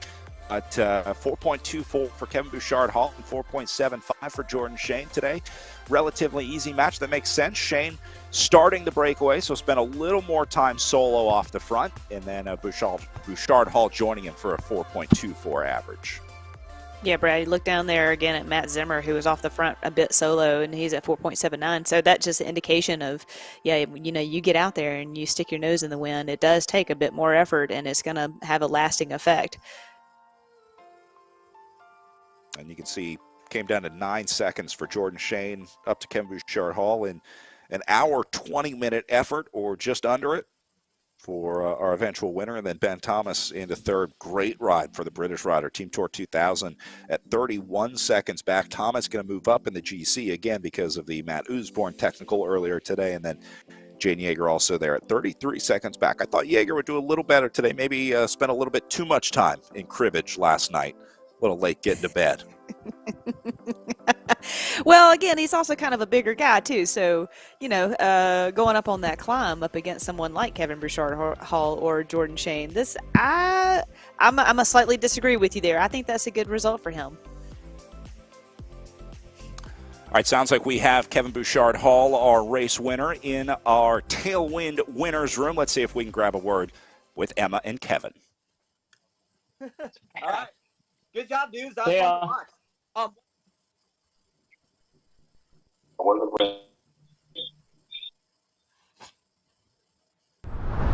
I'm here with Kevin Bouchard Hall, the winner of the Stage 2 today. Kevin, how are you feeling after that ride?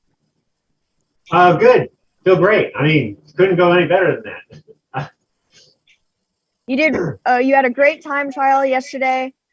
How are you hoping to improve on your time trial with this race today? Well, I knew Jordan, if you looked at his watts per kilogram, it was crazy high. And clearly he's an amazing climber and a great racer.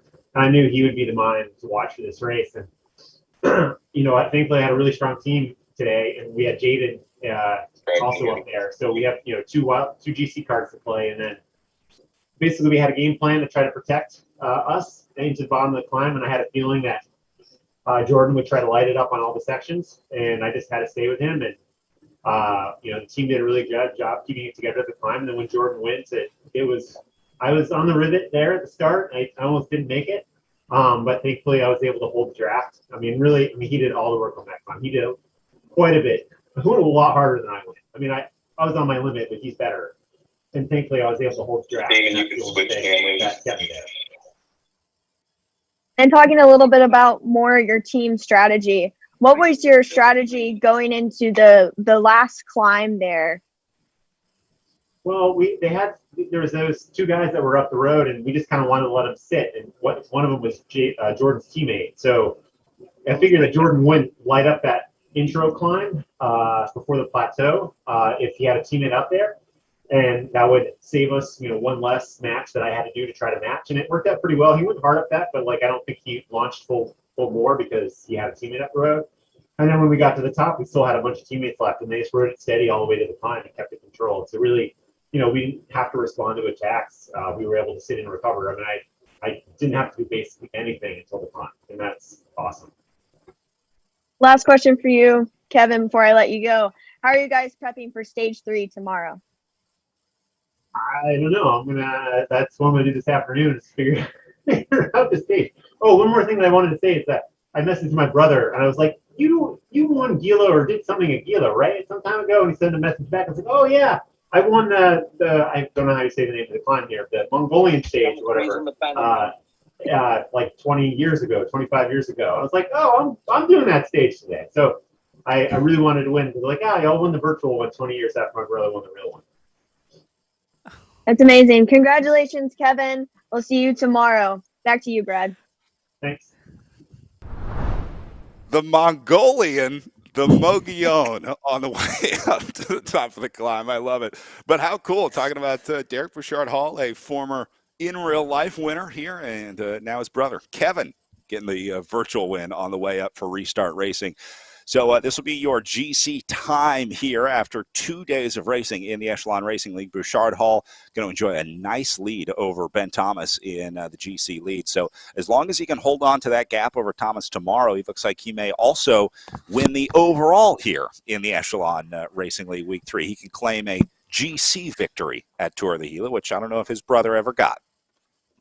Yeah, Brad, Garrett, like you were talking about, just like Kevin said, he was a bit on the rivet right there at the beginning of the climb, and you called that. You could see it in his pedal stroke and in the Zoom chat, and just the way he was standing up and sitting down, and he, like he said, he almost didn't make it. So good call, and yeah, that was good racing. Fun to watch, and it'll be great to see how tomorrow plays out with, even Kevin mentioned that Jordan Shane was the strongest on that climb, even though he ended up winning. So we'll see what he'll come up with tomorrow. All right, Kevin Bouchard Hall gets a big win today as we get ready for one racing, getting ready for pro women. Come next with the virtual tour of the Heat. They're making their way into the start pen. We're going to take a quick break here from the Echelon Racing League, and when we come back, we're back with pro women's racing.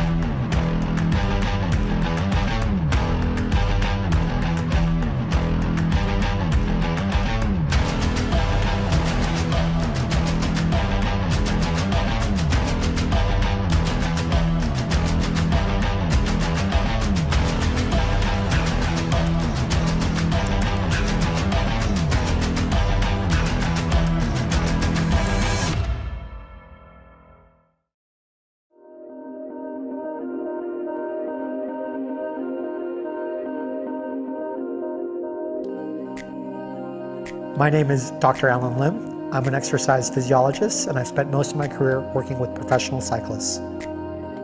For years, I've been getting riders to ride on static trainers that don't move. But now, with the Infinity technology by Ceres on the MP1 platform, you have fore-aft movement as well as side-to-side movement that ultimately greatly enhances comfort. Every single contact point can move in a more natural way, and over the long haul, what that means is you don't get beat up by your static trainer. With just that little bit of motion, you start to replicate what you feel in the outdoors, and that changes the entire experience. I think that one of the big reasons for that is that we're naturally tuned to want to move.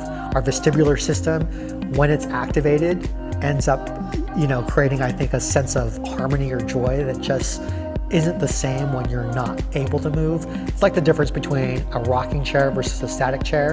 And a lot of it, I think, is about expectation, because when you get it on a bicycle, you expect it to move. And so when you get on the MP1 platform with the Infinity technology, you get that same level of movement. 6 degrees side to side, 9.5 inches fore and aft. And what that does is it creates an experience that is just so much more enjoyable, so much more fun than being on a static trainer.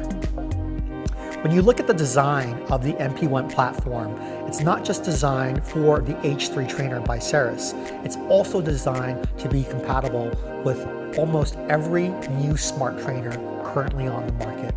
So if you don't own the H3, but you have your own trainer at home, odds are this will be compatible with the MP1. Another unique feature of the Infinity technology on the Ceres MP1 platform is that it's best in class. You have 6 degrees of side-to-side motion and 9.5 inches of fore-aft motion. That's movement that specifically replicates what you feel outdoors, and there's no other competitor on the market that can simulate that type of movement. It's certainly not the kind of movement that you can get by just putting tennis balls under your trainer. You know, cycling isn't just about your legs and your lungs. It's also about being able to handle the bicycle, and that takes a lot of control in both your core as well as all of these small stabilizer muscles. On an indoor trainer that is static, you're just not getting any of that specificity. But with the Infinity technology built into the MP1 platform, you are able to use and have to use all of those stabilizers to control the bicycle. The net effect is that not only do you get a workout for your legs and your lungs, but you also get a workout for your core.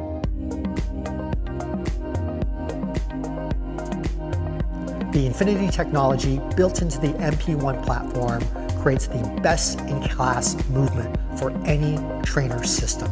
You've got 6 degrees of side-to-side movement, 9.5 inches of fore-aft movement, and the net result is way more comfort, way more fun, the ability to use your core or stabilize your muscles, and you've got a platform that is compatible with most trainers.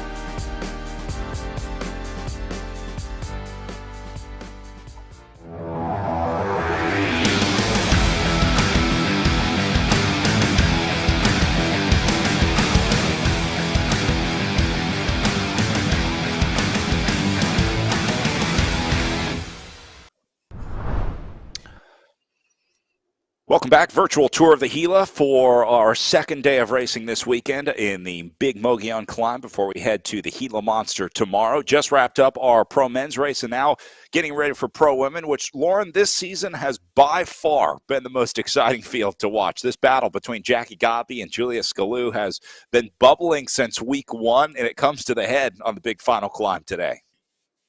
No doubt. I think, again, we're going to see a lot of good racing today, just like in the men's race. It just comes down to that last climb. But all that nervousness leading up to it, and you just saw how intense that race was. So I'm excited to see how Julia fares today and puts Godby under a bit of more pressure. I see some of our riders warming up. We're also getting ready for our para and hand cycling races, which will be going in tandem with our elite women's field in the premier slot, the second slot of racing today in our Echelon Racing League broadcast. So happy to be back at Tour of the Gila. This was one of the races that was an early adopter of virtual racing. We go back to even last year in season one of the Echelon Racing League, where I think we can get a pretty good idea of how things might play out here on stage one. The climbers get their chance on stage 2 of the virtual tour of the Gila in the Echelon Racing League as riders conquered the Mogollon road race, ending with a massive climb up to the abandoned ghost town of Mogollon. Small plateau about 3 kilometers out, and then a pretty heavy kick up to the finish. Once again, Jacqueline Godby, the first aggressor in the group. About 20 minutes in, you see her weaving her way through the field and then says goodbye to about 80% of the group. That takes it down to just 4 riders, with Real, Wiseman, and Lejeune, the only 4 able to go with that move. So things calmed down a little bit for a few minutes before Godby would hit the front again. She took it down to 3 riders inside the closing 4.5 kilometers, and then this last attack sheds Lejeune out of the group. So that takes it down to Godby and Wiseman. A great ride for Wiseman today, the only rider able to stay with Jackie Godby into the final 200 meters. Now, Wiseman tried to take it to her early. You see, she goes into the red zone here trying to go past Jackie Godby, but Godby is not only able to respond, but then go over the top of the move at 150 meters to go. This would be a devastating attack for Eleanor Wiseman, and the last time that Godby had to worry about her. So Godby takes the win, but Wiseman has a great ride, learning the platform and learning how to race against Jackie Godby. You know what you expect. I expected there would be some, breaking of the field, and I tried to stay as much as I could, on the front of the field to try and follow attacks. And I figured there would be a battle on that last climb. But I didn't really know, how many of us would still be in that front group by the end. Yeah, I kind of just wanted to test and, I'm pretty new to virtual racing. And so I just wanted to kind of see how things would react if I just attacked a little bit early. And I figured she would, catch me. It was just a bit of a test. And obviously, she did great at the last 200 meters or so. And I just couldn't stay with her. Final gap ends up being around 8 seconds for Wiseman up to Godby, the stage winner. Another big day of climbing with the Gila Monster for stage 3.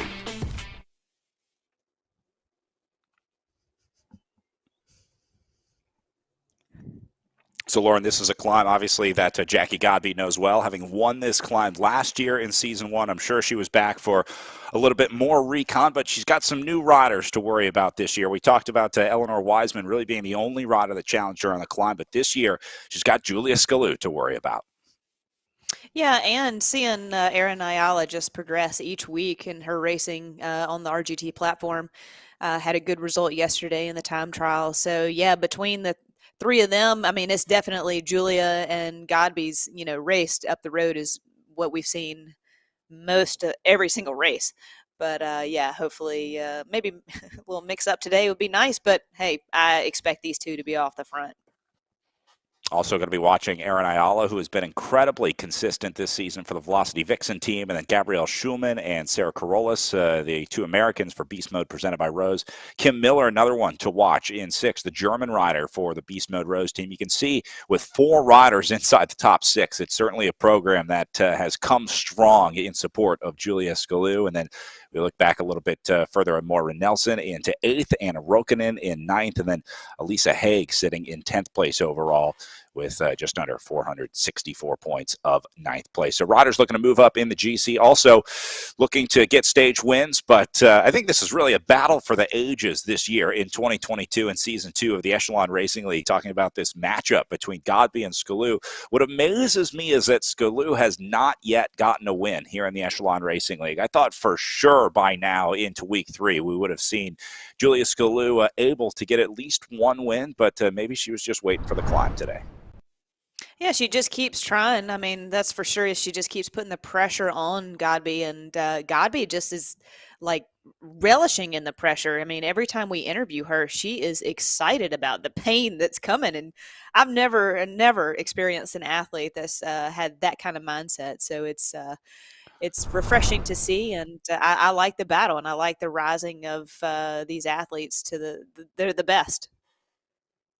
There is the matchup that we're going to be watching today. Jackie Godby and Julia Skalou warming up right now. Godby up top and Julia Skalou down below. Godby riding out of Riverside, California, and Julia Skalou riding out of Hessen, Germany. So a international battle unfolding at the front of this one today. It's going to be really fun to watch these two, and I'm so glad that we're going to have cameras on both of them as well in our SIS Zoom room to be able to watch them conquer this final climb. It's going to be a watch these two go head-to-head on the way up. Let's talk again about the course. We watched that final climb in our men's race. Lauren, did we learn anything in the way that the men's race played out, the way that the men's race was raced? What I really enjoyed seeing, I don't know that we learned anything, but we did see, that nervousness at the beginning of the race. Right here at the bottom of your screen, you can see the profile and seeing those color changes from green to red. We saw a little bit of nervousness through that section, and then it seemed to have settled down, and some brakes tried to go right there at the halfway point, and then towards the end, again, it just started separating out into the ones and twos. Garrett, were you surprised how long it took for the separation to happen? It really came down to those two guys at the bottom of the climb, but there wasn't much separation before they got there. Yeah, not really on a stage like today, because it's pretty flat going into the climb, and there's the first little kicker. We saw a little separation, then there's a nice little plateau, and then the final climb is where the two men separated themselves. So I would expect to maybe see a similar thing with the women's field, unless someone decides to light it up a little bit earlier in the race. You can see with a max gradient of 10.5%. I think they hit that a couple times, but all the elevation gain is really at the end of the climb, Lauren. I think that's sort of the defining factor of this race today, in that you're picking up 3,000 feet of elevation, but you're doing it in the last 10 kilometers of racing. There's really only one other little hill before they get to that final climb that you have a chance to get some separation. So the sting is the tail of this one, as they say. Yeah, right. So you've got the very first out the gate, right? You have to go hard there. You have to go over the little riser in the beginning of the first half of the race. And then it's just like, okay, here it comes. And you're just buying your time, waiting for that last climb. And we saw, like, Kevin Bouchard Hall was very uncomfortable. And Jordan just kind of like turning the screws on him as best he could. But yeah, I mean, again, it came out Kevin Bouchard Hall won significantly. And so I'm really curious to see how Julia and Jacqueline are going to play out today. We go back and look at the time trial from yesterday, which is probably the best matchup you can get in terms of raw power, trying to compare those two riders together. And Jackie Godby didn't beat Julia Skalou by a little. I mean, it was a dominant performance from Godby on the time trial. So, Lauren, does that translate to the climb today? I mean, can we expect the same gap in performance from Godby and Skalou today? I don't know, but I'll tell you what does translate. That gives Godby a ton of confidence going into today. Kind of just having that, hey, come get me, let's see what you got attitude.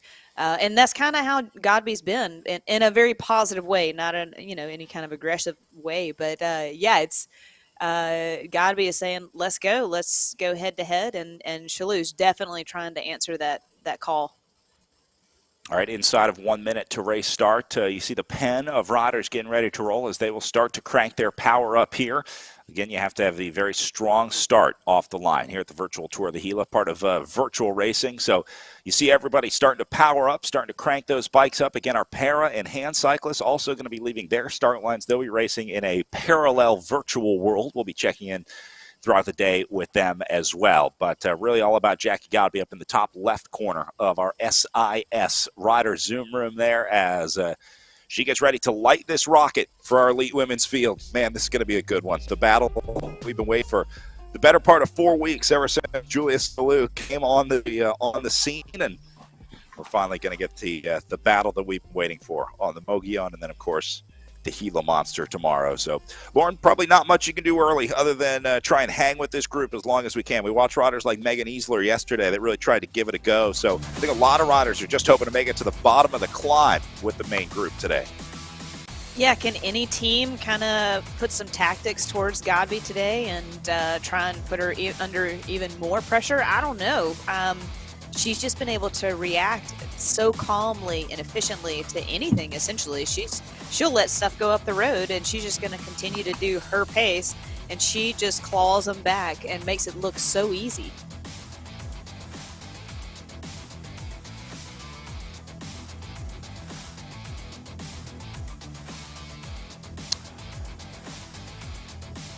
So, Garrett, very similar to what we saw in the men's race. Oftentimes the action is at the back of these groups. It's the riders that are just trying to hang in there.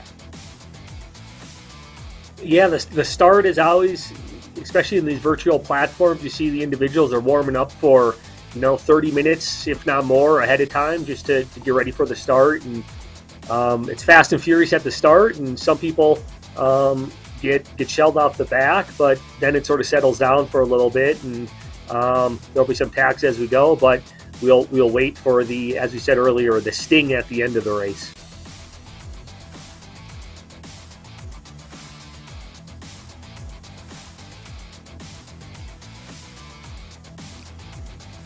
Early separations already, and I just wonder if that's not nervous energy or just settling in. And then here we are. Here's Godby. I was wondering where she was, if she was just kind of back there not paying attention, or yeah, she's not going to let anything go up the road.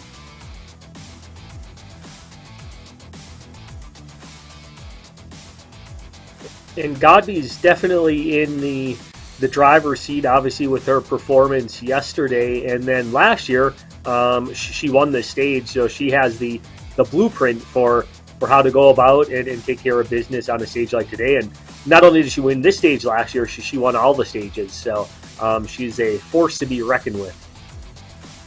I think it's funny talking to Kevin Bouchard Hall earlier that he calls in Derek and gets a little 411 if he couldn't preview the course. Hey brother, tell me what can I expect on that last bit of the climb? And it's fun to see how everyone does their intel and gets all their race recon, isn't it? I mean, there's so many different ways to get so much information nowadays. Definitely, and it seemed to work out pretty well for him. Mm-hmm. Well, I love this look. The 5 riders of the apocalypse off the front here, working their way off the front of this field.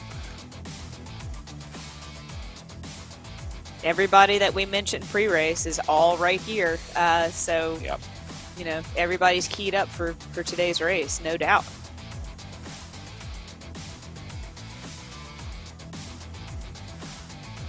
All right, well, as we watch this initial selection starting to roll in here with Godby continuing to drive the pace up on the front, looks like this is going to be the situation for a while here. I want to bring in a special guest while we have a little bit of time. One of the really cool things about the Tour of the Gila is the incredible support that this race gets from people around the community, around the city, around Grant County, and around the state of New Mexico. We're being joined right now by State Representative Luis Terraza, the representative of District includes Grant County. Representative Terraza, thanks for being with us today. Hey, thank you for having me. It's really incredible to watch this. I have never seen anything like it, other than at an arcade or something. That's amazing.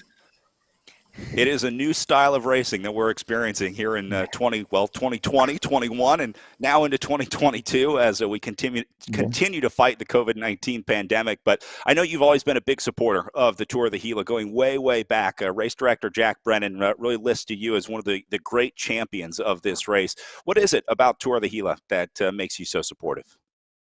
Well, I think it's a wonderful thing that Silver City and Grant County has been able to sponsor over the years. I think it's a beautiful community event. I've taken my children. They're all graduated. One got married last weekend. They've all been to the Tour of the Gila since they were little. Uh, there's nothing like lining up downtown and just watching them go round and round, trying to outpace each other. It's a wonderful event, and you just to see the community come together, eating, drinking, and enjoying the downtown area together, and enjoying something like this that Jack has put so much heart and soul into, and has made it such a huge event. And a All these pretty people come from all over the world. It's wonderful.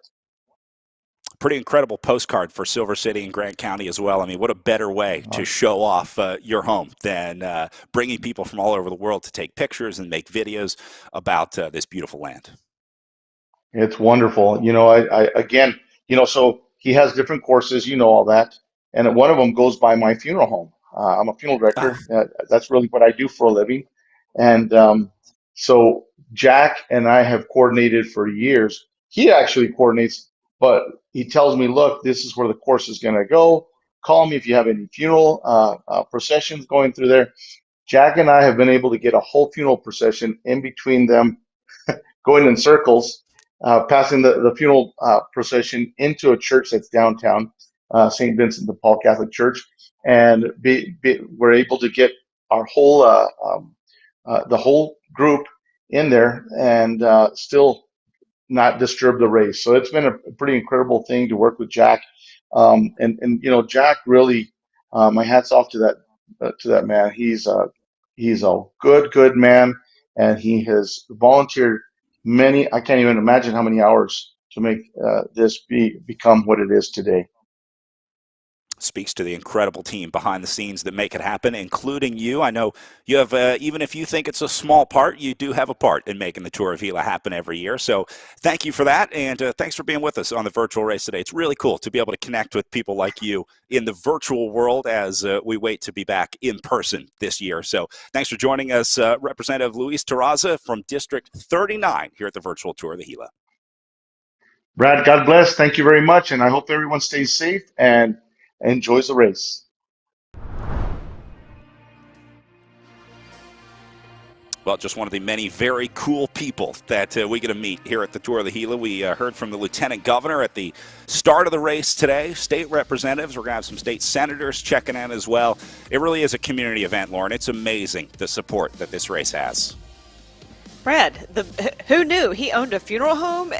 Like, these are the stories that you never hear about as a bike racer, right? I mean, you're so focused on what happens between the barriers and in between the cars.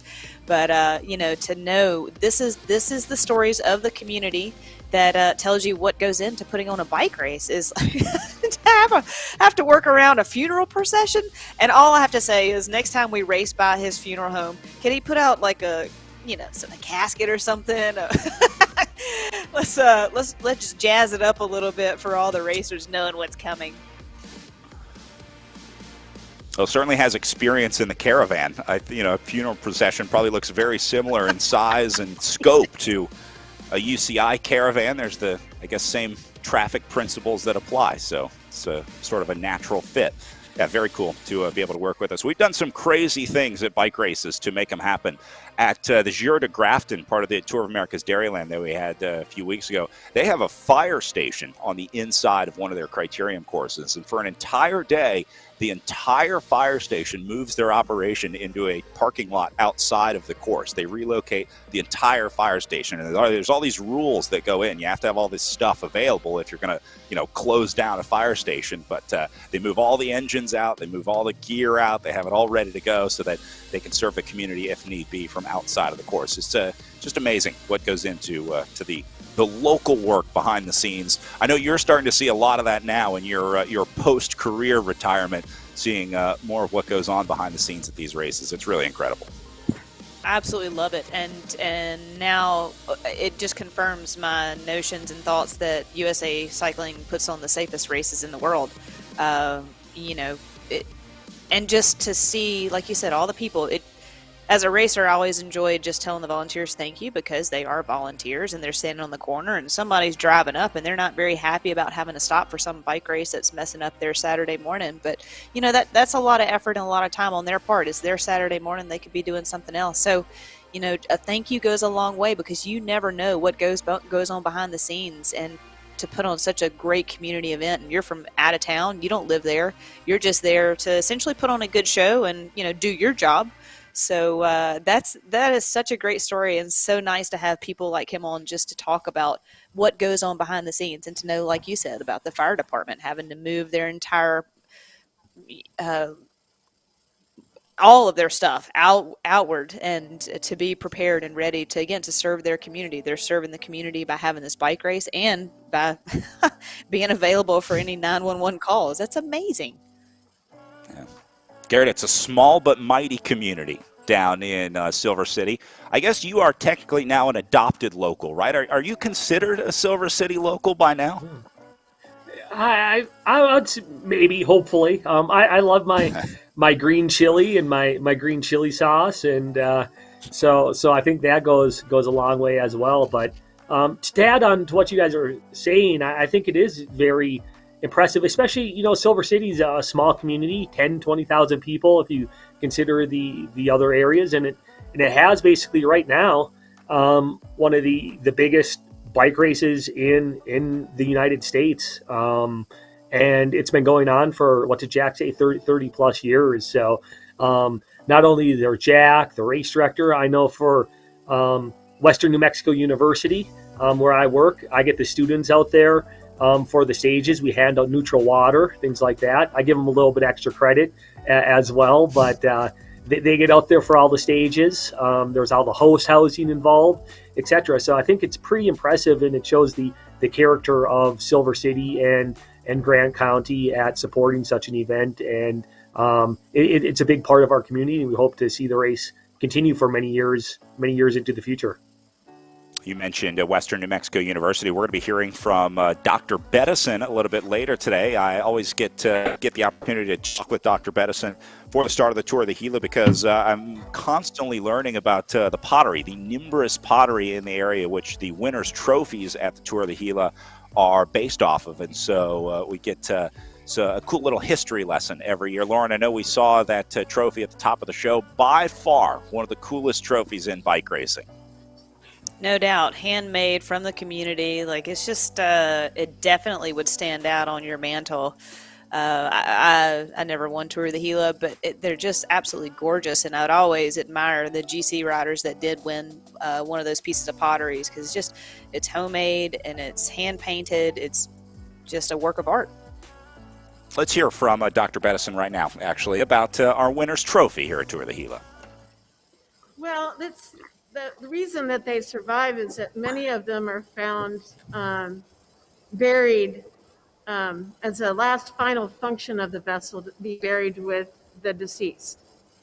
And it's not just vessels. Sometimes it's, or vessel, I mean, members, folks can be buried anywhere in their life with a particular vessel, mainly a black on white, which is what is captured everyone's imagination. And is what they'll get a replica of, the winners of this Tour of the Gila.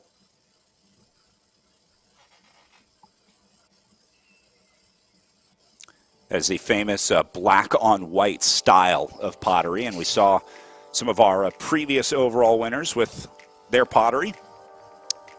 It's a pretty cool connection to the local people of Tour of the Gila, talking about the local art. I mean, it's a really cool connection.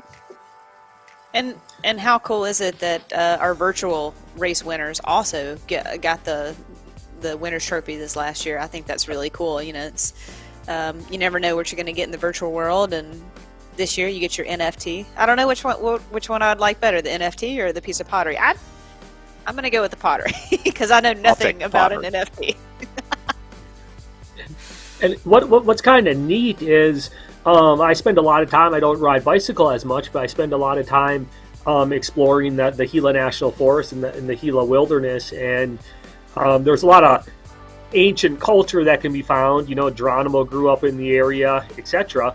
And what's neat is you can find some of these ancient cliff dwellings where there are some pottery shards that you can still see laying around, and you don't disturb them, you leave them, but it's neat that that's still out there to be found in the wilderness. And to appreciate and to see and to explore and to know that history. Yeah, I mean, could you imagine? I think about that a lot of times. Just what would it be like to live back in that time, and what would you do, and how do you live and survive? It is astounding.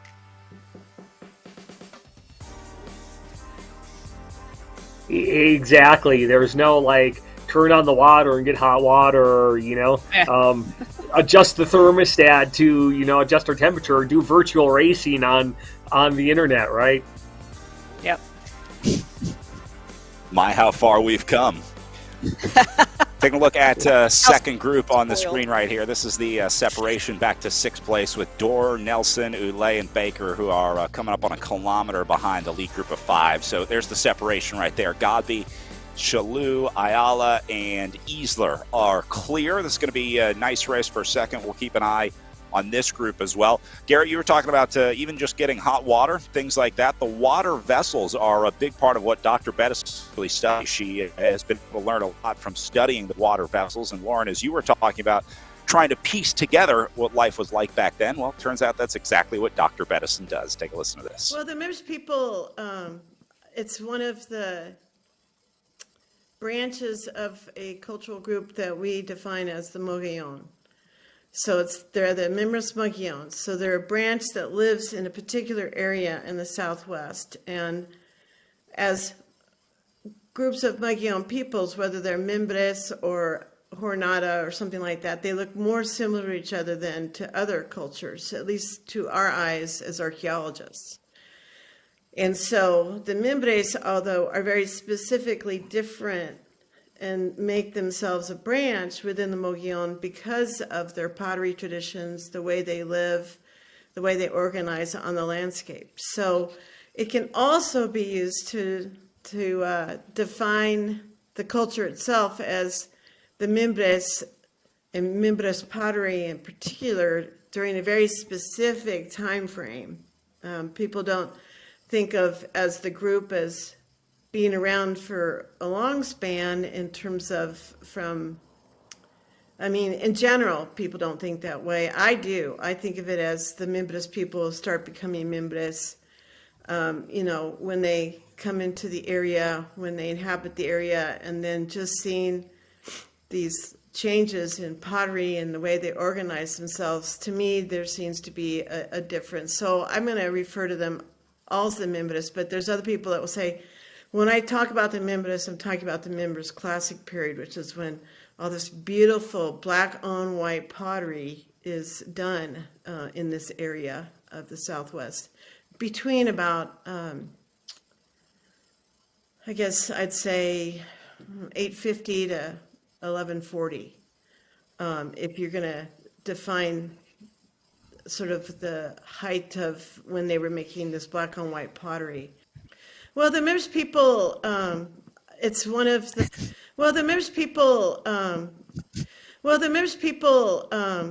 it's one of. Sorry about that. Little history lesson from Dr. Bettison. It turns out the Nan Ranch collection at Western New Mexico University is the largest and most complete in the country, and that's a big part of what Dr. Bettison did during her time at Western New Mexico University, was sort of curating the collection that they have there. I didn't realize how big the Nan Ranch collection was at Western New Mexico University, but it turns out it's pretty culturally important.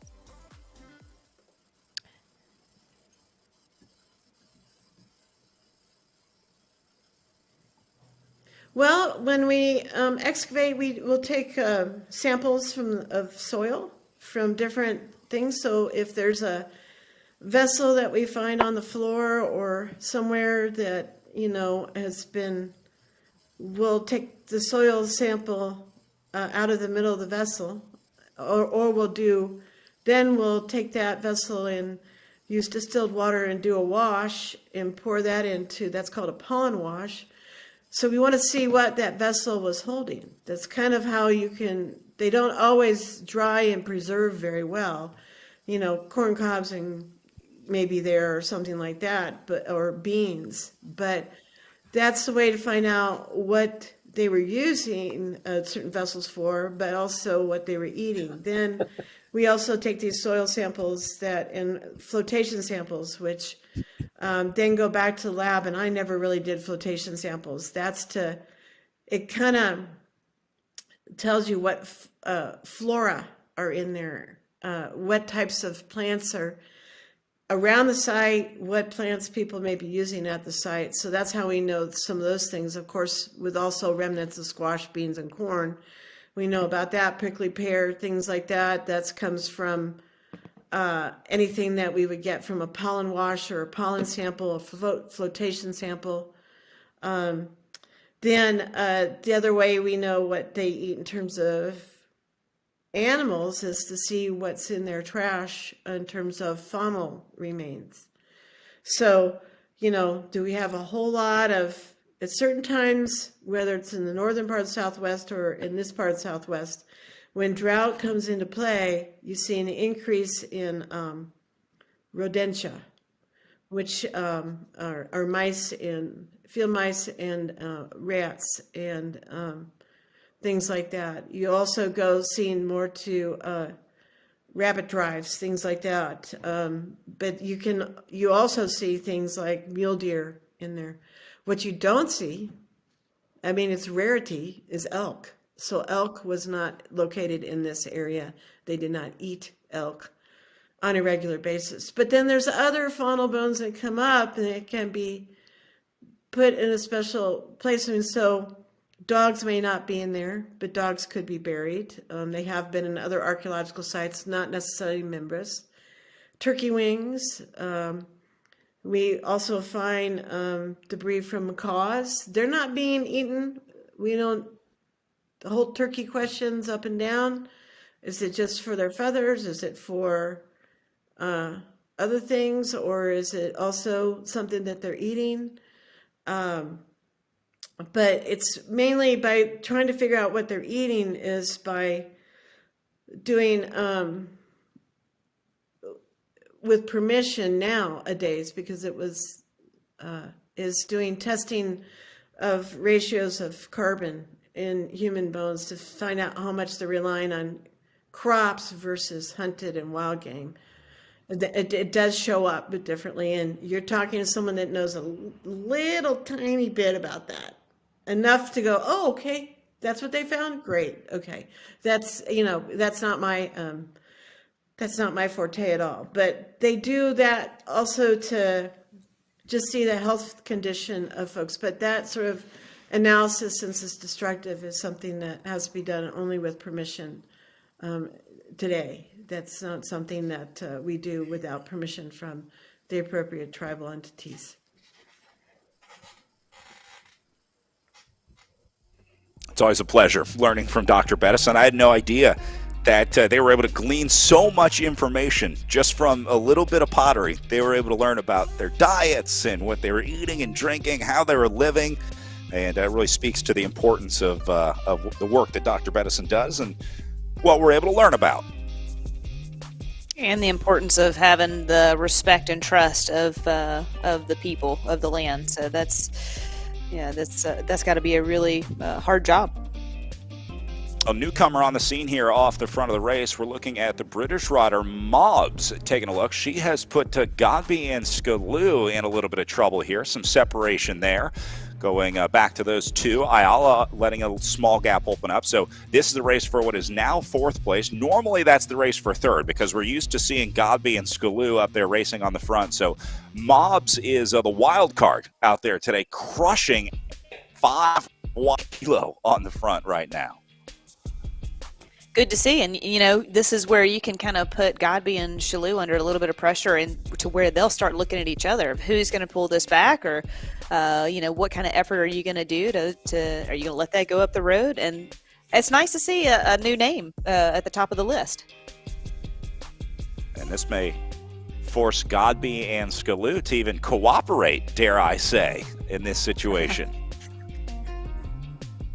As Lauren was alluding to, it Godby and Salou sort of they mark each other, so it actually provides some opportunities for other individuals as these two kind of look and watch each other. They're not as concerned about other individuals, and that can be a great opportunity for example, what Mobs is doing. Got two dogs fighting for a bone. A third one comes along and takes it. And I think this is kind of similar to what we saw in the men's race. You know, that first little bump, it kind of makes everybody a little nervous, a little separation, a couple attacks off the front, see how long that Gobbs can sustain this effort up there. And if anybody joins her that's not Godby or Chalou or, you know, and then hopefully she has enough in the reserve if and when she does get caught to sustain the effort towards the finish.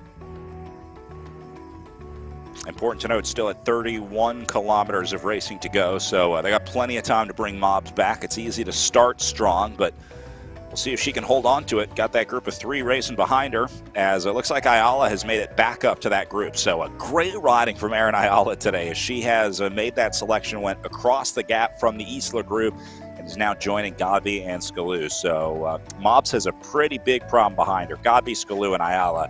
That is not the trio that you want hunting you down here on RGT. These are riders that know the platform well, have had good results in the Echelon Racing League. So, Garrett, if I'm Mobs, I say I'd link up with this group and be thankful that I made it in this selection of four.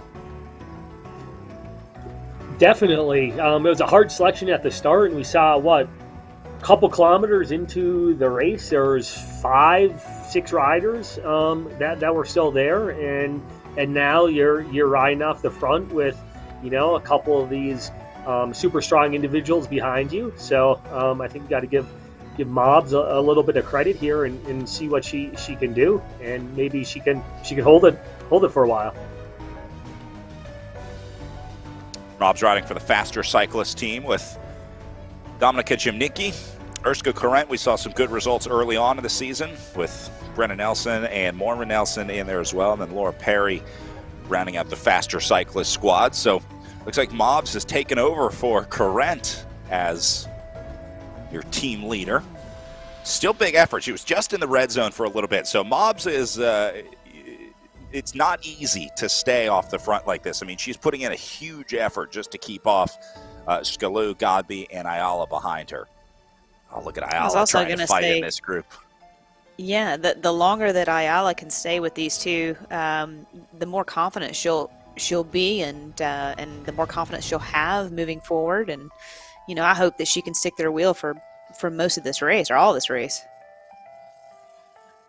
And I think that's kind of key. What you mentioned is for Ayala just to stay on the wheel. Don't do any work. Stay on the wheel and hang on as long as you can. This is a great situation for Ayala because she's got Godby and Scalou kind of on the back foot, playing defense for really the first time in the Echelon Racing League. And she is using every bit of wattage that she had to try and stay with this group.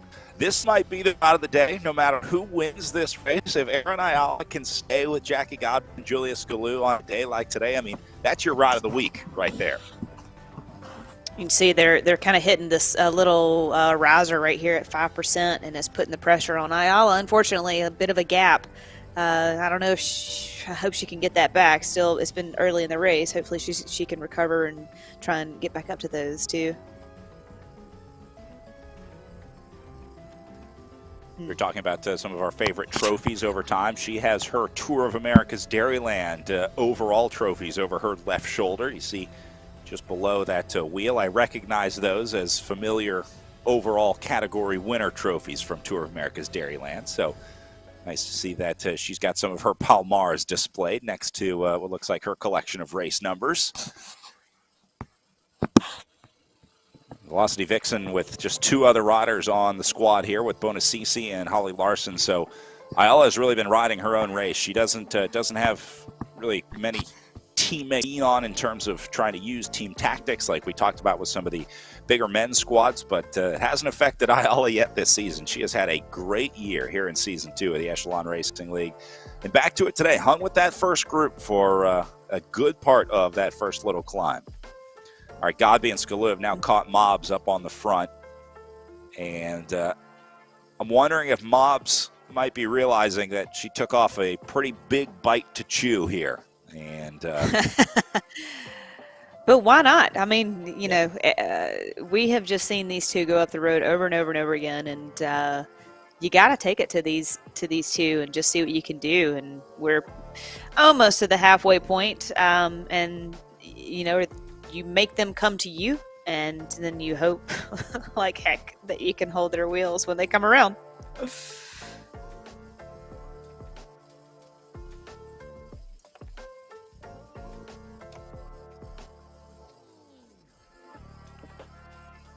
Back to Megan Easler in 5th spot for Project Echelon Racing. Watched Easler suffer yesterday in the individual time trial. Looks like she's back in a familiar time trial scenario now, all by herself out on the road. It's a tough place to be on RGT once you lose that draft, but Easler showed that she had trainer gene, whatever wiring is in athletes' DNA that allow them to push themselves on the trainer that I don't have and Garrett doesn't have, but we know Megan Easler has it.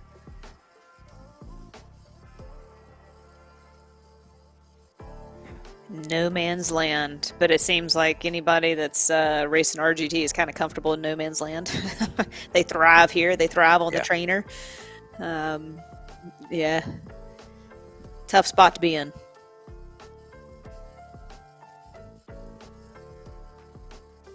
Yeah, and Easler looking at triple digits in front of her and behind her. She's at just under 600 meters up to Ayala and then a kilometer back to Emma O'Toole. So doesn't even have other riders in sight for Easler right now as we go back up to the front with Jackie Godby back to leading the way.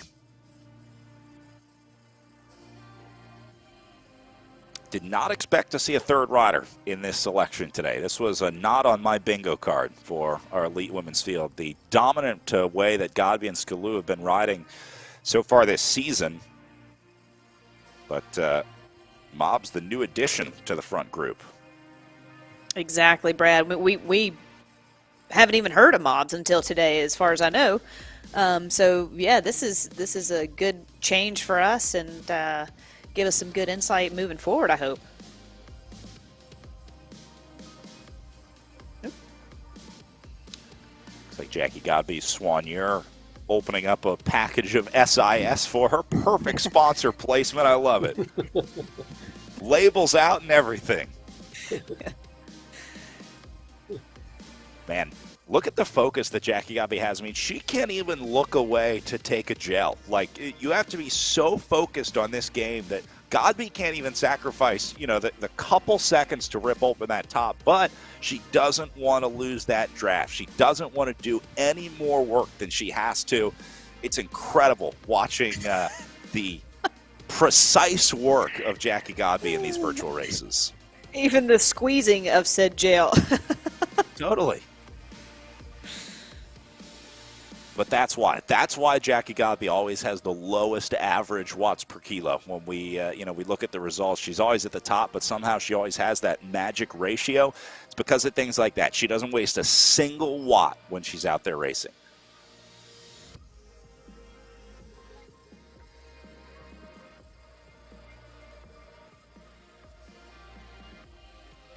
Her support, by the way, is John Cooper, who just finished the men's race before this one. So there's some dedication behind the scenes as well. John races with the XXX Athletico squad in our men's field in the Echelon Racing League. Then you always see him supporting Jackie as well when it's time for her to race.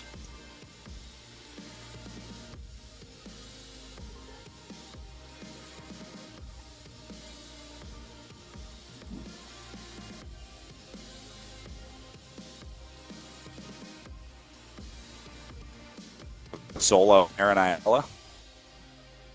Seeing some red numbers up front for Godby and Mobs. So they might be going at it as they come up to the halfway mark.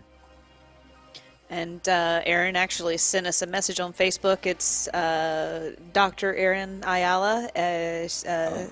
And yes, she was a triathlete or is a triathlete. So that confirms what we were talking about earlier, I think in the men's race, talking about Erin and just some of her race history prior to RGT. Yeah, it was nice to see a little bit more background on Erin, and she's done Unbound a couple of times, the 100, the 200, so very well-rounded athlete.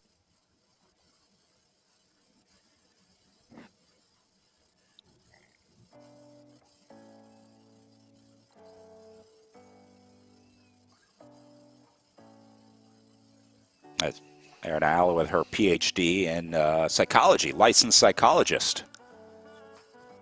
Got her undergrad in psychology and women's studies from St. Catherine University, and then her doctoral degree in counseling psychology from the University of Albany in Albany, New York.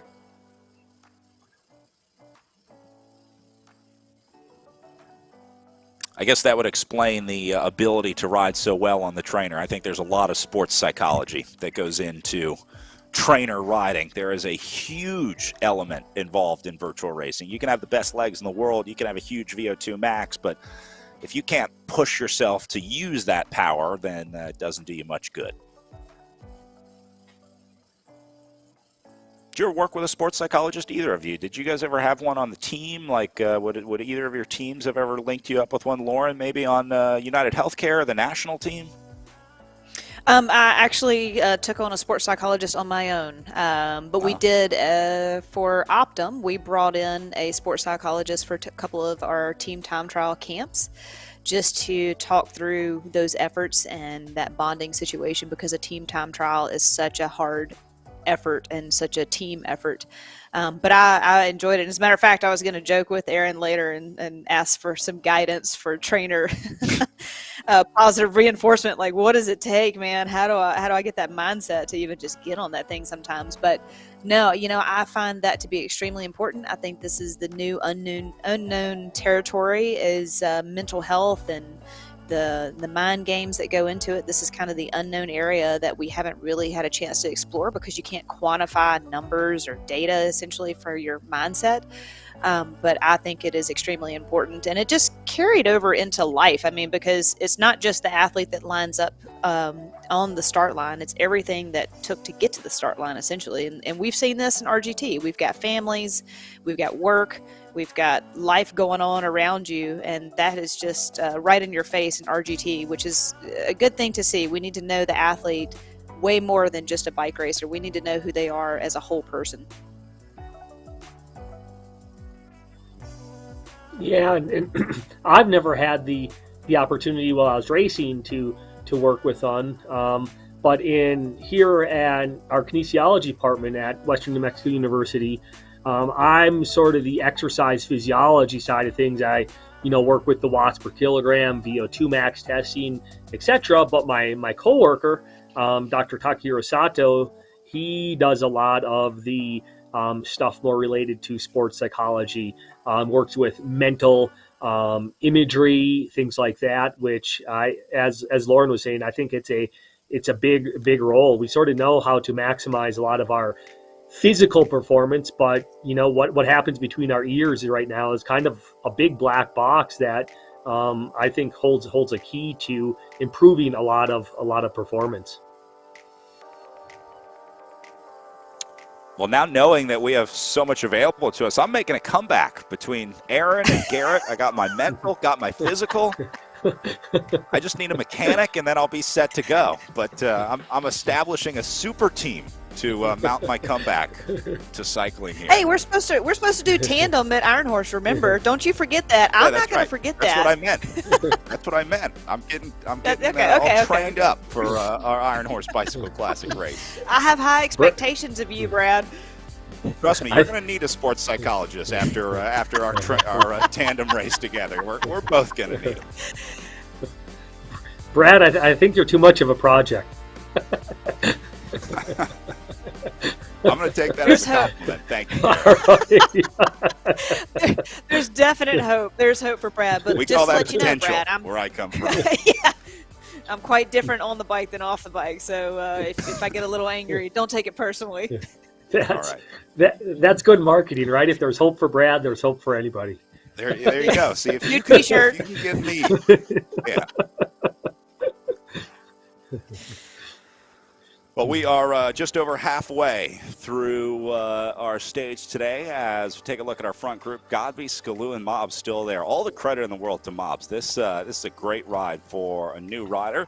We also have our para and hand cycling underway as well. We'll go check in with them where we got a pretty good battle unfolding on the front between Kuman and Art. We watched Kuman ride away with the individual time trial yesterday, but Art now, it's a day for new competition at the front of these races, Lauren. Yeah, and that's what it's all about, isn't it? And to have these avatars, this is a new addition to RGT, and some of these newcomers to bike racing. It's been a lot of fun to watch these races play out just as much as any of the other races. And so cool, again, having the addition of the hand and paracycling avatars in RGT, a new addition for 2022 in Season 2. I love being able to watch this racing. Yeah, and I think it's excellent from just a perspective.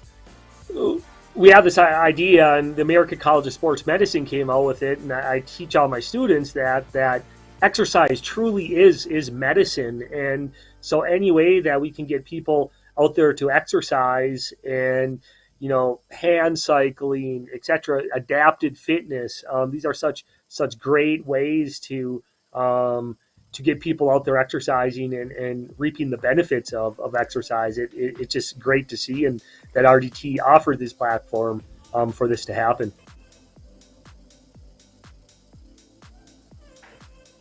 And obviously working hand in hand with Project Echelon and their mission, working closely with the Paralyzed Veterans of America as well, and the CAF, the Challenged Athletes Foundation. See a lot of their riders out competing. So big thank you to Project Echelon, the PVA, and of course RGT for being open to making this happen.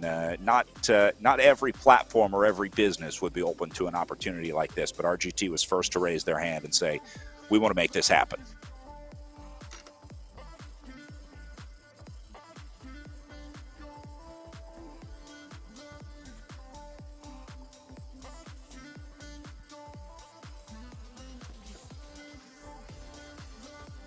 These two locked in. This looks very similar to the way that these guys ride in real life. I'm always amazed in cycling, the drafting that goes into hand and para racing. They have this bump bar that goes across the back of these bikes. It's basically like a rotating crossbar because the front tire of the rider behind them will actually make contact with the other riders. There's a lot more contact in hand and paracycling, obviously, than we see in able-bodied cycling, but it's because that drafting is so important and they have so much momentum.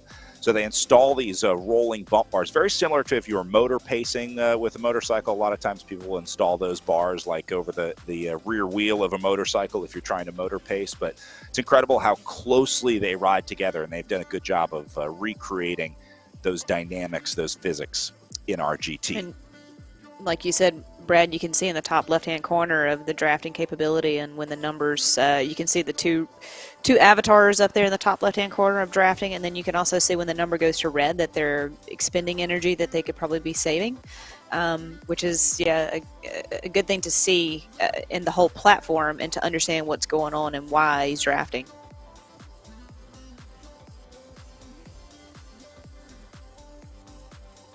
These two coming just under 30K to go, so we'll keep our eye on the front of our hand cycling competition. We also have a parallel paracycling competition in a third virtual world as well. And nice to see Joe Bernie up on the front of this. We talked about Joe a little bit yesterday, a 3-time Paralympian, a 4-time Paralympic medalist, including a gold. Kind of an amazing athlete. Yeah. Do you know how faster would he go if he shaved his beard? I don't think that's on the table for Joe. I think that's a non-negotiable. No, totally. It's definitely who he is, and it's nice to see. So yeah. You can actually store a little nutrition in your beard as well, so that's always a positive.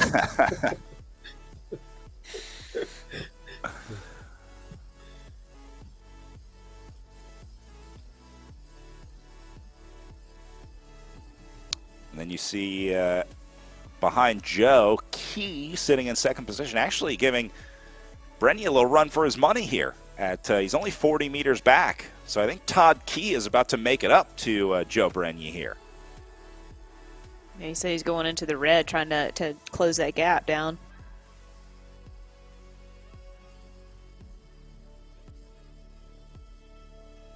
I think Key's going to make it up here. So this will be interesting to see if these two cooperate and link up.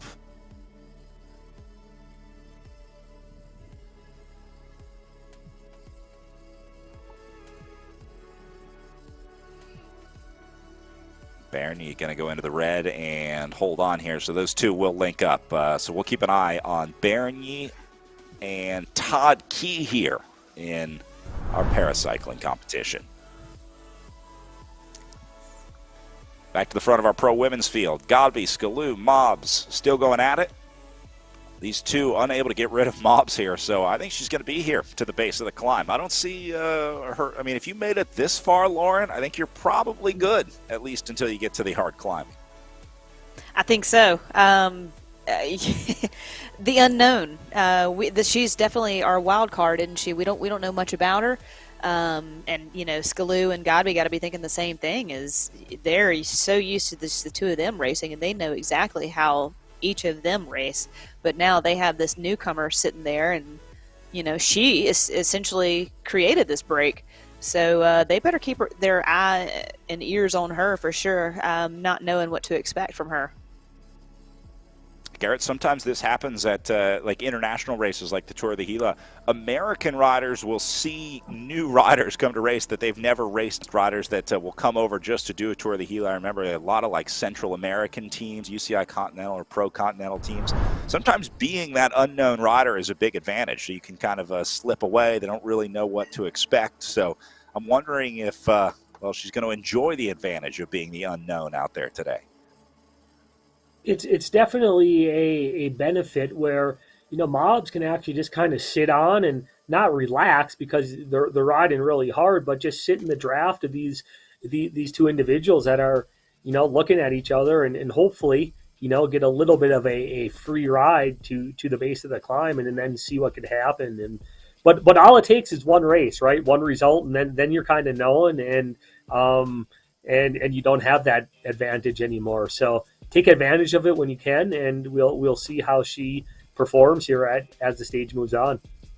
Look at Shalao responding to a move here. You just saw her throwing those shoulders side to side, trying to close down a gap. Looks like she's got a little encouragement there as well.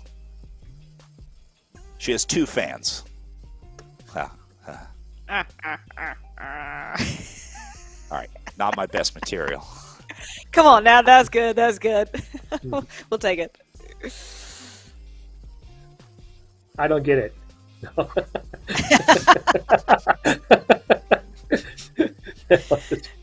Anyway. No.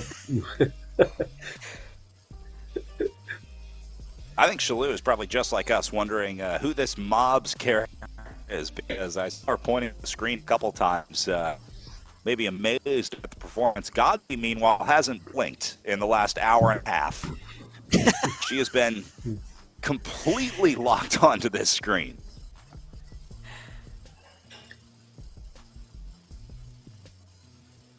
First time we've seen her look away. First time. Yeah.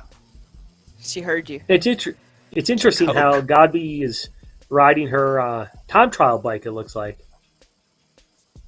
Yeah, Godby has ridden the time trial bike all season. I think it's just a comfort thing for her. She doesn't use the time trial bars in the middle, but she spends most of her time on the outside.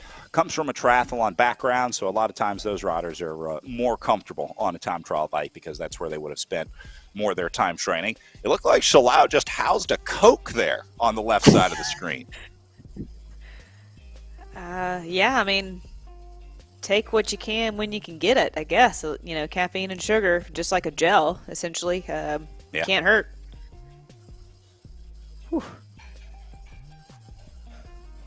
You're probably getting down towards that window where you can start using those quick-acting sugars and carbohydrates. I mean, they're going to be done with this one in the next, let's say, 40 minutes or less of racing. So, yeah, starting to get down to that time where you are scraping the bottom of the barrel in terms of calories. So it's important to eat during these races. We see Jackie Godby really focus a lot on her nutrition, constantly eating, constantly drinking, the recovery before and after.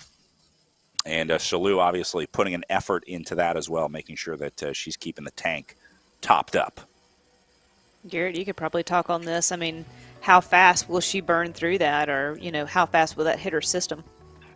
Yeah, and that something like Coca-Cola, you drink that, and within probably a couple minutes, you're starting to absorb some of that in your bloodstream and get a benefit. And what's actually interesting is we actually have some receptors in our mouth. So you could take a little cola or sugary beverage, spit it out, and not even drink it and get some performance benefit because you have sensors in your mouth that go to your central nervous system that sense that sugar as well. So pretty much almost immediately you get some sort of benefit, and with the caffeine, this should carry her now through the end of the race. Wow. I had no idea. I'm adding that to my startup, Lauren. In addition to performance lighting, I'm adding 0-calorie colas where you just spit it out. We're just working on your training program. Day one starts now. Yeah. But so that's my plan. I'm just going to wash my mouth with Cokes. Yeah. And whatever else Garrett tells me to do. Make sure to follow that up with a little water, though. You don't want to rot your teeth, right? So, oh, right. No, but there are a lot of things. So sometimes when people have bad stomach, right, especially hot environments, etc., and you can't stomach anything, even just rinsing with a little sugar beverage and spitting it out, can give you some sort of benefit. It's not quite the benefit of ingesting it, but it can do, a little bit of a positive. Lauren, it's not easy, especially in the heat. Like when you go to Silver City and you're adding altitude and heat, the dry air, sometimes eating and drinking is the last thing on your mind. No doubt. Can I make a confession? Towards the end of a race, not Tour of the Gila, but I was my team comes up. I'm in the break. The team gives me 2 bottles, and there was miscommunication on what was in the bottles. I thought it was water, and I go to pour it over my head, and it was delicious Coke that was all over me and sticky until the finish. It was horrible, but I got second, so I'll take it. Garrett, any research on dumping Cokes over your head, whether there's performance gains there? Yeah, I'm not sure you can absorb any through your skin, but it may help your hands. It may help your hands stick to the bar, though, so you won't lose any grip. What about this Alpecin caffeine shampoo I've been hearing about in bike racing? If you can get caffeine in through your scalp, why not? Why not some sugar and stuff as well? Brad, how about you try it and let me know how it goes? I've been washing my hair with Coke for 2 weeks, and I'm not any faster, Coach.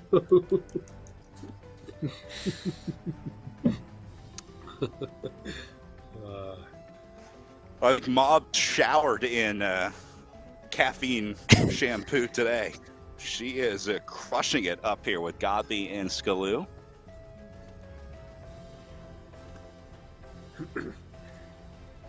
And like we said, the closer she gets to the end of that, to the end of this race, the more confidence she's going to have, and the more questionable Godby and Shalou are going to start to become, I would think. I mean, Godby's just like pretty just steady in all of these races. Nothing really seems to bother her, but you got to think she's kind of looking over her shoulder a bit about who this newcomer is and how to race against her.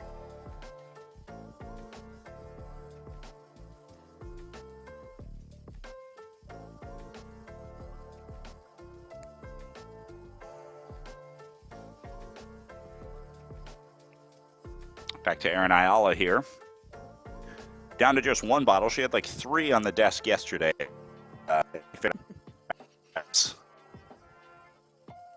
And I think she has like a little speaker next to her as well. Maybe got some music going.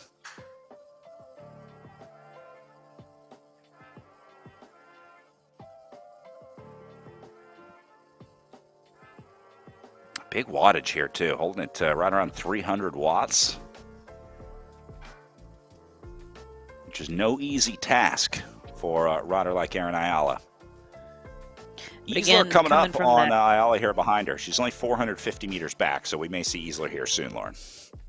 Yeah, and if they make connection again, we did see this in the past in past races between the two of them. They've connected, ridden together a little bit, and then separated again.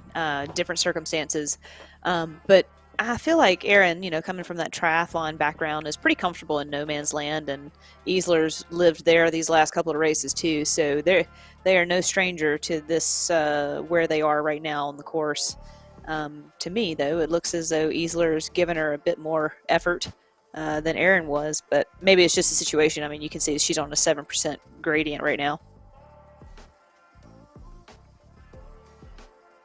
Individual riding styles too. We see some riders that get out of the saddle, they're throwing their arms all over the place to do 400 watts, and then you see riders like Jackie Gottlieb who can just sit on top of that bike and barely move and do 400 watts. So a lot of it just comes down to your individual riding style. Some riders were known for being out of the saddle, for being very loose on top of the bike, especially when they were climbing. Some riders just move around a lot, and some riders you can see are just much more steady on the bike. It's always fun trying to identify riders and their pedal stroke when we're doing in real life racing. Sometimes you can just look at a rider from a ways off and say, oh, I know exactly who that is. There's only a few riders that ride like that. You could always, Mara Abbott was always a very distinctive racer. I mean, this is her race. She won this so many times as a hill climber, and she was actually really good in the time trial too, up against Clara. I'm spaced on last name, and Kristen Armstrong. Mara could hold her own, which is impressive because it was so much downhill in that race. But she had that like 70, 80 cadence of just standing up, just mashing a big gear, versus someone that I'm more experienced with, someone like Katie Hall or Ruth Winder, more of a sit, spin, mash out. It was just the differences are a lot of fun to pay attention to, like you're saying, and it's very clearly you can find those out and see who's who. And some of it comes down to efficiency. A lot of the smaller, lighter people, they can stand up and put out watts with pretty good efficiency. Whereas when you're bigger, it's better to stay seated, so you're not also fighting your own weight as well when you're going up the hill. And I think good example is this is going way back in the day. Watching some of the tour, and if you remember Jan Ulrich. Back in the day, he would always just stay seated, where you had your other guys, Marco Pantani, etc., that were always up and down because they tend to be smaller. So Clara Hughes is who I was trying to think about. Just couldn't get that last name. I have Hansinger in my brain now.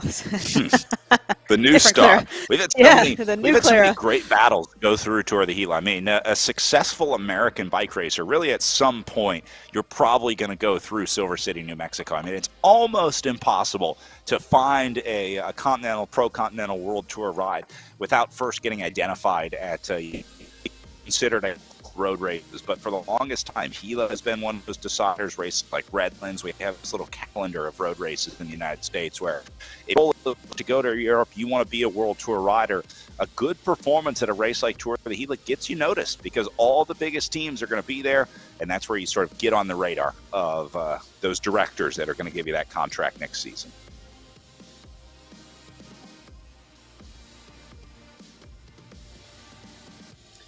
And especially now, Tour of the Gila is sort of one of the last few standing races, that are good stage races here in the U.S. And I think it's important to support these races and to keep them going.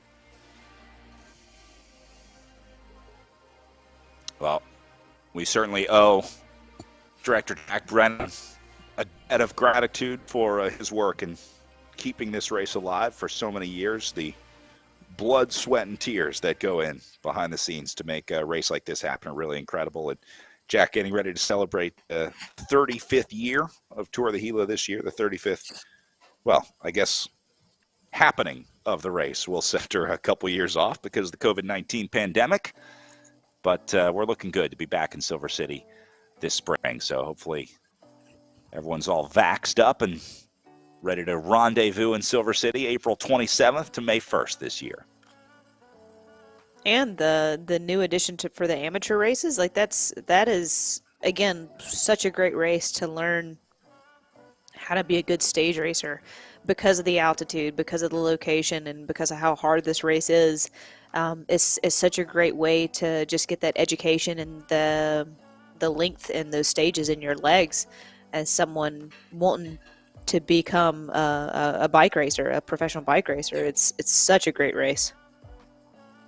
Like Aaron and I would love to see Aaron get a chance to race that 1-2-3 women's race because she's had such a good performance on RGT. I think it'd be really cool to see her kind of stack up against some of the other quote-unquote road riders in the country. So it's a great opportunity for riders either looking to make the leap up, or if you've you've established where your life is going and you're not there to look for a pro contract, you just want to challenge yourself. The women's 1-2-3 race at Gila is going to be a great opportunity to do that. They're doing 4 days of racing, so you get a chance for some crit racing, some road racing, and that really is a good mix of stages over those 4 days of racing.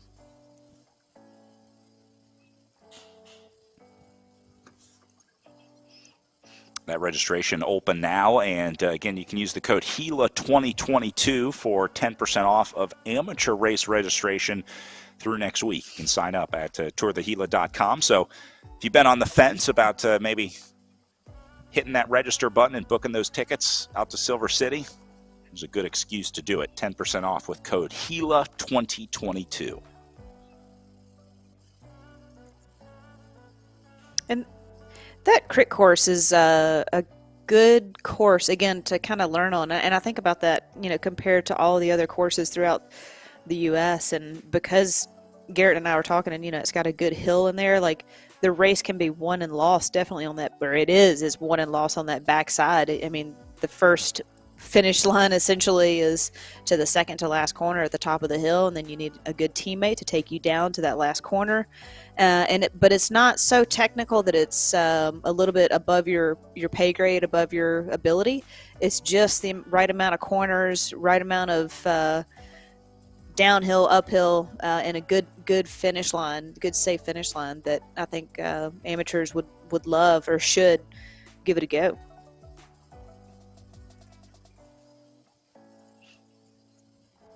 Well, coming up on 10K to go for our front group out there on course. You can see Godby and Skaloo on your screen. We don't have a camera on Mobs, our third rider in this group. I'd be curious to see what that setup is like. But hanging with them, they are about to hit this climb. You can see the elevation profile across the bottom of the two gameplay screens at the top. They are about 5K away from really starting the hardest part of that climb, that first red section. Shaloo's got quite the audience over there. It's been slowly building. She's been bringing more and more people into her pain cave with every 20 kilometers or so, someone new shows up.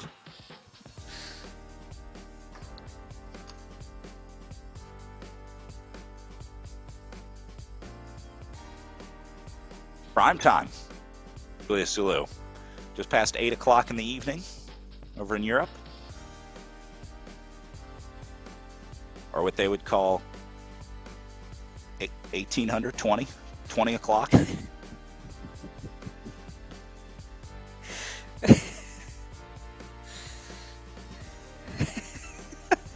Stick to commentating.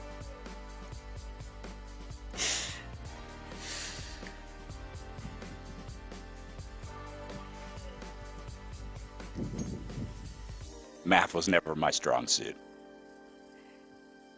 Neither was Brad, geography, so maybe announcer was a bad choice of careers. You're supposed to have someone in your ear to tell you that. That's right. That's right. Someday. We're getting there.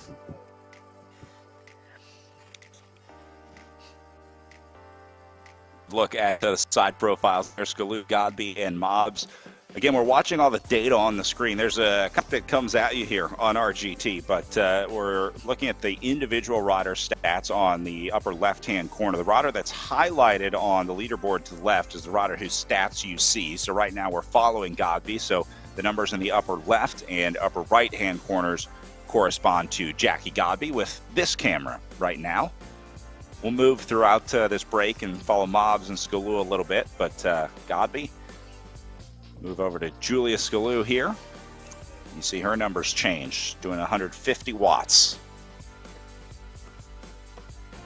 It'll be interesting to see what happens. We're getting close to this, what I'll say, hors d'oeuvre of a climb before the real climb starts, and it'll be interesting to see if Mobbs can hang on up over this first little pitch across the plateau or mesa, and then to the final climb. Erin Ayala going to do the climb on her own. Easler still has not been able to get up to her at about 550 meters back. So Ayala really putting in a good effort to hold off Megan Easler. She's on about a 4% gradient. Yeah, it seems like Ayala and Easler are closely matched, but we've always seen Ayala be a slightly stronger and separate consistently these last couple of races. Yeah, so, it's fun to see the race within the race of, we got the three up the road and then these two kind of in no man's land and just in their comfort zone at this point, just try and conserve and get the job done and see what you're left with at the end of the day. Whew. And here's Easler in 5th. Still drilling out the tempo at 4.2 watts per kilo. And holding steady. Look how little her wattage moves in the bottom right screen, the upper left corner of that screen. She hasn't deviated much from like 240. I mean, it's only moved 5 or 6 watts at a time. Really good riding from Easler here. Like you said, the line underneath all those numbers is kind of a diagram of how that rises and falls on your wattage, and it's almost like a perfect straight line, isn't it, Brad? Wow, yeah.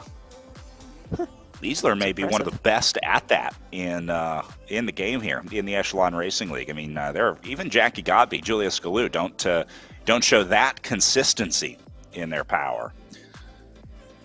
All right, so as Garrett said, we are serving hors d'oeuvres of the climb out there right now, hitting the first part of it for Julia Skaloo on the way up here. She's going to take a little bit of a gap. Godby already into the red zone behind her. You see that power number going red, and looks like Mobbs might be in a little bit of trouble coming off the group just a bit. Now, as they go uphill, the wattage, the advantage of drafting does go down, but you see the upper left corner still saving a significant amount of watts. As Rhea Mobbs tries to hold on here.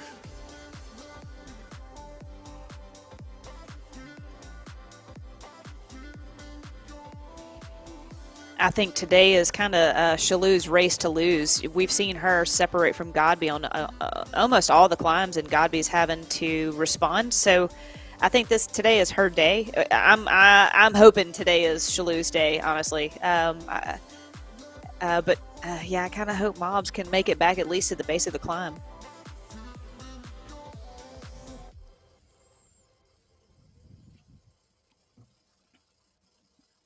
Godby and owner Skaloo fight to Godby today. She says, hey, I know you've been winning the last days here at the Echelon Racing League, but I'm in charge now. As Skaloo gets out of the saddle here. And Godby just trying to stay calm.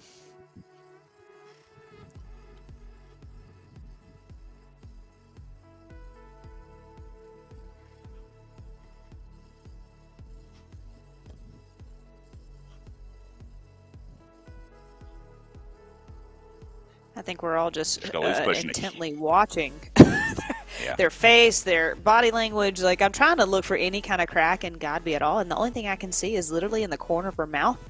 It changes ever so slightly. That's my indicator. I don't know what you guys are going off of, but Interesting catch. I'm noticing the cadence, Garrett. It looks like Skaloo is going to, mash to the top, whereas Godby keeps a much higher cadence, a much easier gear to pedal. So you see Skaloo out of the saddle a lot, pushing the big gear. Godby with a higher cadence, easier pedaling, but able to stay in the saddle longer. Yeah, and I think this climb, you can get away with sort of mashing a bit of a bigger gear because it's a long climb, but it's still short enough where, a bigger gear that won't necessarily hurt you. But it's everyone's riding style too is a little different. I always like pedaling bigger gears, but we'll see how it works out at the end. Well, they got rid of Rhea Mobbs. We saw her starting to come off the back. The British rider is now completely out of view here at now 100 meters back. So really, as soon as they hit that climb, Skalou and Godby said goodbye. It was nice riding with you today, but the adults are going to have a meeting on the front here.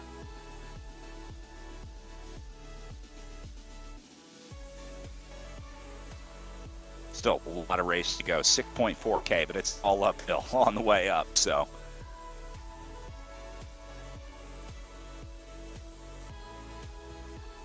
Mobbs coming back here, redoubling her effort. This too took a little break on the front. Mobbs going to use the opportunity to get up there. Look at the power zones. Godby and Skalou are letting off. They're into the blue zone. They struck a little deal and said, all right, we need a little bit of rest. And go right Mobbs through going to them, use the Mobbs. opportunity. Just go right through them. Keeping it interesting out here, that's for sure. But looks like she's going to sit in. Man, y'all had me on mute. I was just yelling into the microphone. Nobody heard me. Oh.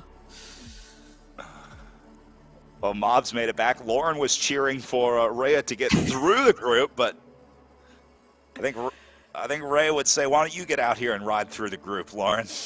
Yeah, no doubt. I mean, I guess what I was saying actually when I was muting myself is just this has been a good race from Mobbs. She's been one of the only people in the peloton to actually come up and create this race for these three riders and to put Godby and Chalou under a bit of pressure. So good race by Mobbs all around. No matter what happens today, kudos to her. Ride of the day. Godby hitting the last gel here at 6 kilometers of racing. Garrett, even this late, Godby's still taking on caffeine and calories here. Yeah, she'll get a little bit of benefit from some of the sugar she's taken in, but ideally you want to take it in with the last 30-45 minutes, something like that. So we're getting closer to that end of the window, but it's better to top off than to come up empty and bong. So it's not going to hurt anything, especially if you have the appetite for it. Take it on. It's not going to hurt anything. Hey, fueling for Hold on, tomorrow. I'm writing all this down. Free coaching. So, from what I can tell, don't dump Cokes on your head and just constantly eat gels. That's my plan. It's not necessarily free. Your bill's in the mail. Great. I'll pay you in Bitcoin or... You know what? I'll send you an NFT. I'm going to make you an NFT, and I'll send that to you. All right. Sounds great. All right, down to 5K to go on the front here. This is psychologically, Lauren, we get into that last K, kind of a sense of like, all right, time to go, or did that start when they hit the bottom of the climb? No, I mean, there's markers in the race, like 25K to go, 10K to go, 15K to go. 5K is a huge marker, because Mobbs is still here with this group. She made it back to them. And the closer you get to the finish line, the more, you get that thought of, well, hey, if I can just suffer, I can stay with them. And so as they call it, like sniffing the finish line, this is good.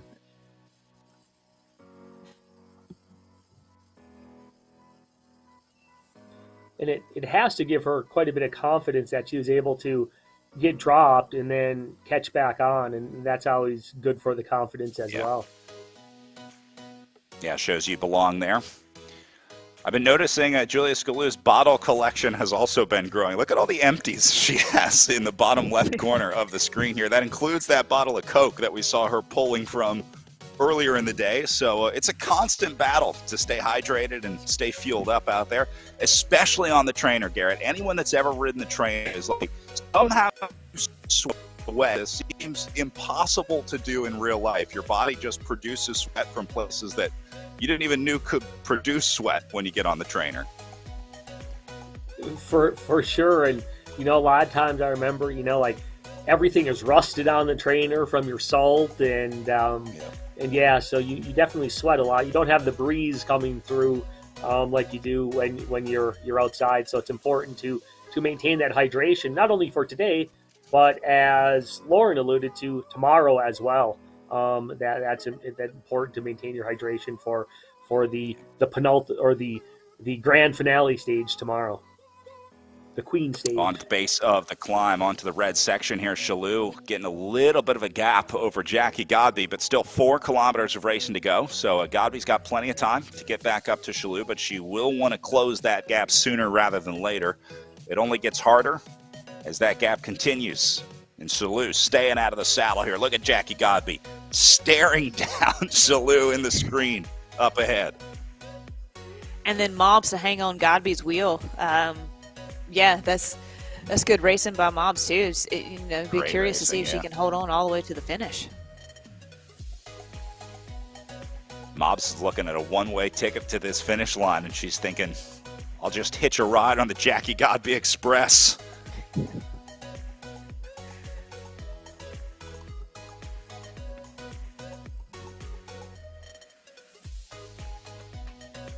Godby doesn't look like she's in a real hurry to close this gap. I mean, she's not going into the red zone to close it down. I have to imagine there's an element of making sure you stay within your zone, Lauren. You don't want to go too deep, because the only thing worse than letting a 30-second gap open is completely blowing up and letting that turn into a 30-minute gap. Exactly. I mean, we've seen all of Godby's racing, and she's totally in control all the time, even when it's hurting to the nth degree. And we were talking about different racing styles and pedaling styles, and Godby's more of a sitter, sit down and mash, and then Shalou, I don't think she's going to sit down the entire climb. But yeah, Shalou is definitely putting Godby under pressure now.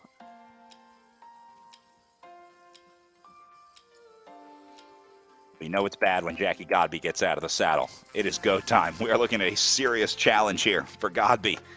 Into second position now as the gap approaching 100 meters up to Julia Skalou. So Skalou may finally be getting it right here on the climb, down to 3.5K to go. Now, we should also talk about the importance of the power to weight ratio, Lauren, because this is huge on a climb, talking about the importance in the game on RGT, which uses a formula of a rider's weight to the ratio of how much power they're creating. A lighter rider obviously needs to produce less power to drag their body up the hill, but Skalou wins in the power to weight ratio battle. She's a very light rider, so she's going to be a much better climber, and RGT will reward that. Yep, we saw that at Iron Horse, essentially, because that was the only other climb that we've kind of had during the race season, and Shalou made that separation every single time. There is a small bit of the course right towards the end. There's what 500 meters that it's flat or a little drop, and so Godby will probably make up a little time there. But Shalou's going to try and extend this lead as much as possible, seeing that she was almost a minute back in the time trial. So Shalou's got to push forward and got to take every opportunity and every chance she can to make up as much time as possible to the finish. I think it's great to see these individual profiles, and you can look at the difference of the riders too, right? You can see Godby, they're basically riding at threshold, and her heart rate's 173, whereas we look at Shalou, right, and she's at 192, 193. So there's quite a bit of difference from a physiological perspective in that standpoint, and just how everyone is different.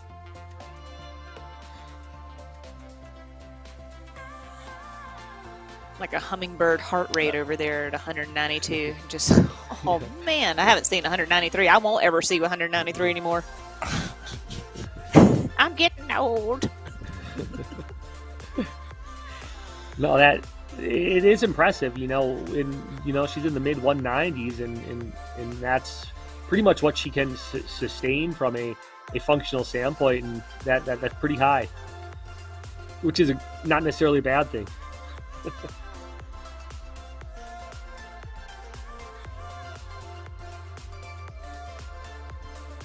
Godby looking like she might be getting a little frustrated here. I saw her shaking her head a couple times. I think she put in some efforts and tried to close gaps, and it didn't happen. And now she's like, well, what do I do? Gap is going up 180 meters up to Julia Scalu. This is now a major gap. I mean, when you're talking about 180 meters on this climb, that is some serious time.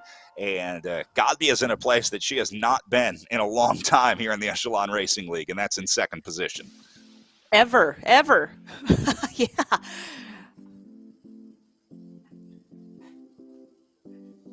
And I think Scalu has to make her time up here today, because it finishes on the climb, and this is where she can get back into the overall race. Whereas tomorrow, I think, suits Godby a little bit better. And so I think today is the day where Scalu has to take advantage. Yeah, definitely more opportunity for Godby tomorrow. So I think Julia knew it, and she has definitely been targeting this one, Lauren. The way that we've seen Julia racing here in the Echelon Racing League, she's been trying to figure out RGT, right? Because most of her background is in Zwift racing. So it took a little bit of time before she figured out the platform. But then we got to watch her try new things over the last 3 weeks. She would try each week to beat Jackie Godby in a different way. And I think it was just about finding the right course that ultimately was the deciding factor. Godby clearly better on the flats and in the criteriums, but when the road goes uphill, it seems like Scalu may be the best climber here in the ERL. Yeah, and playing to her strengths 100%, like finally getting the opportunity to finish on an uphill. And we've seen she has not sat down yet. And she's running at like a low 50s cadence, just mashing out this this climb. So, yeah, I think Scalu's finally putting it together, putting the pieces of the puzzle together, and today is her day, and she's definitely shining. And Garrett, for a lot of riders, the Tour of the Gila represents one of the, like you said, the few opportunities that you have to do road racing like this and climbing like this. There are so many riders that just suffer through all the crits all season, but they're really waiting for their chance to do these road races and to do some big climbs. And I think Scalu is kind of feeling that way here into week 4 of the Echelon Racing League, where she was like, just give me some mountains to race against Jackie Godby. She finally got him today and took advantage of it.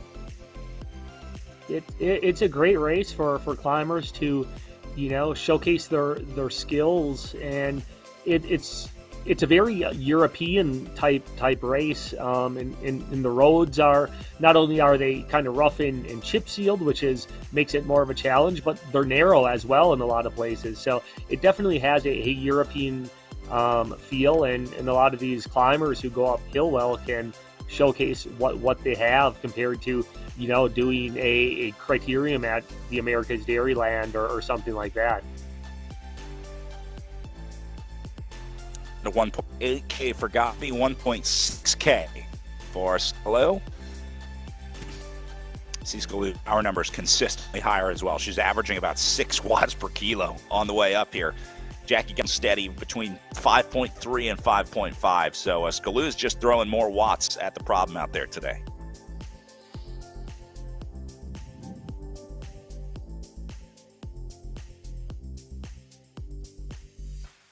Both out of the saddle, both pushing big gears. Oh, man. This just hurts watching. Yeah. Well, I'm sure both of you remember this point of the climb. You're 1.5K away. You're starting to feel like you might be tasting those gels again. Yeah. And you're watching the winners come down the hill. Exactly. I was going to say, I've seen the entire peloton and waved at all of them. I'm doing like an extra 45 minutes than any of them were doing. I always thought that was cool, though. I always loved during the big stage races where we'd be doing a podium and then the teammates ride in and you can, see your teammate who maybe won the race up on the podium and you get to come through the line. That was always a cool moment for a lot of riders on days like this at Tour of the Gila. So they're about to hit the 1K to go marker for Julia Scalu up on the front, about 300 meters away, which will be the longest 300 meters of her life on the trainer here before she hits. You can now just barely see the red banner up in the distance for Julia Scalu.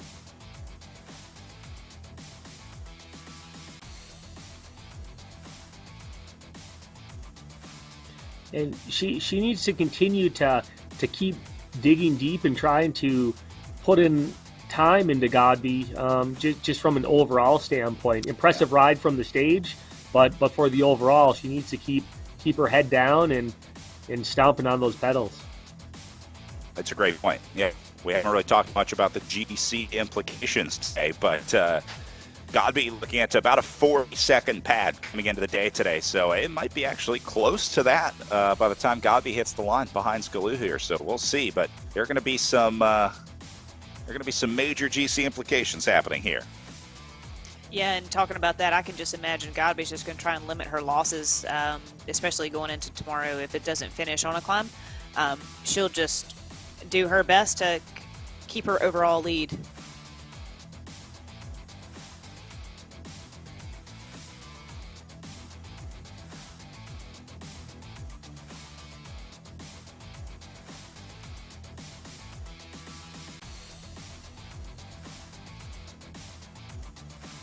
Can't imagine what Shalou's max heart rate would be. Well, it couldn't get much higher. She was pushing 170, then 180, 196 right now. Looking a little further back, I also see Mobs still in the hunt at 250 meters back from Godby. That's about the same gap between Skalou and Godby. So Mobs is having a great day today. Even though she lost contact with the group at the bottom of the climb, looks like she is going to stay in this one for a respectable third place behind these two. Skalou, meanwhile, inside her last 600 meters of racing on the way up to the line, and doesn't look like Godby's going to get her today. Julia Skalou will finally get the victory that she has been hunting for in the Echelon Racing League since week 1. And it takes here until week 4 for Skalou to finally get it right. Day 2 of the virtual tour of the Gila. The Mogollon climb treated Julia well today. The longest 500 meters of her life. Well, it finishes on a 9% gradient on the way up here. Godby 300 meters back. Skalou's doing the math in her head right now and saying, I got this stage, but I got to keep, as Garrett said, because you have to put that time in to the GC.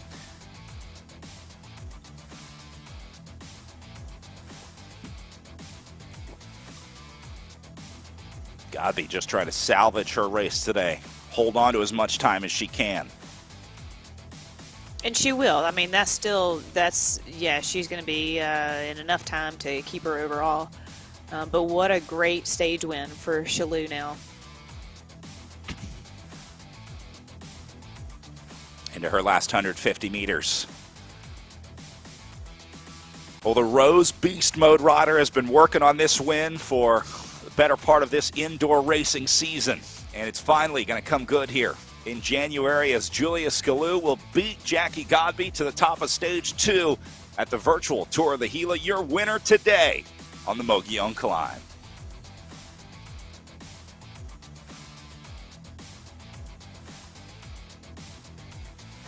And those are some impressive numbers at the end. She was over 7 watts per kilogram, and that's pretty impressive to finish up the stage. Yeah, in terms of raw power, Julia Skalou really is an incredible case study. Pretty cool chance to watch her racing. Jackie Godby on her way in now. Going to finish up the day right around 6 watts per kilo here.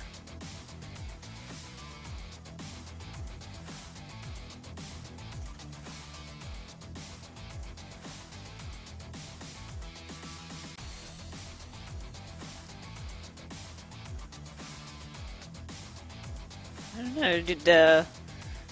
Did Shalou take her on time? It's going to be close. We will get the calculations going here for our general classification. She needed, I think it was a little over 40. So we'll keep an eye on that time gap, doing some math behind the scenes right now. Meanwhile, Rhea Mobs, the most surprising ride of the day by far, storming her way onto the podium in 3rd position here. And a great ride. And definitely, I think, ride of the day. I mean, well, I don't know. Shalou finally taking a win is probably going to be the ride of the day. But surprise of the day for sure is Mobs. Well, this will certainly put a target on her back heading into the Gila Monster stage tomorrow. It at least won't be a surprise anymore when that selection of 3 happens, and Gabi and Skulu won't have to say, who's this rider? It'd be interesting to see how she did yesterday in the time trial and how much she's moved up today. It's going to be a ton. Yeah.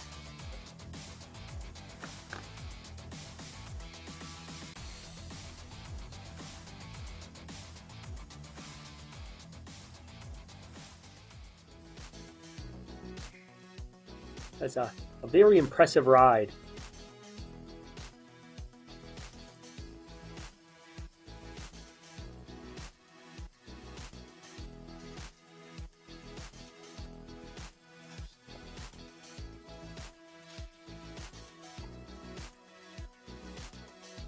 Megan Easler showing off the new Project Echelon kit that we were talking about earlier.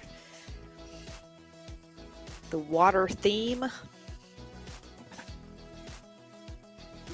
I love how the riders and teams are able to update their jerseys in RGT. They make it relatively easy to change your team jersey, which Project Echelon is one of the best about doing.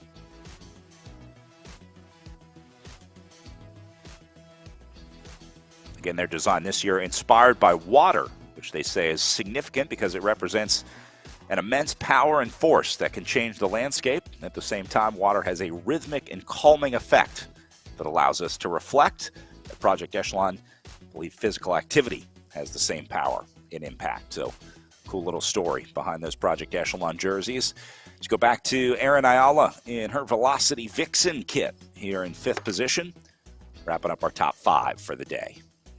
Yeah, Brad, I was thinking we were so focused, which is great, on the top 3, top 2 racing it out that Easler came past Ayala at some point here at the end. Because Ayala had a pretty significant gap on Easler, and it just seemed like I would have thought that Ayala was going to keep that. But, you know, Ayala's just suffering a bit more today, it seems. Again, maybe not so advantageous power to weight ratio potentially for the climb at the finish. Easler is more geared towards this finish.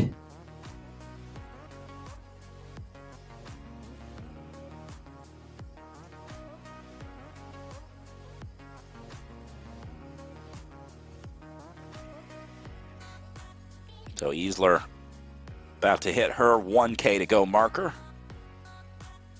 And then Ayala won't be far behind.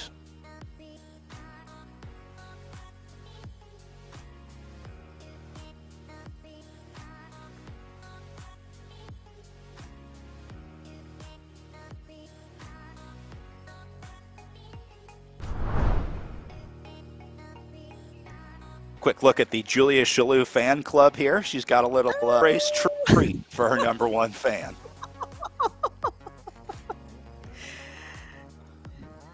Best fans ever.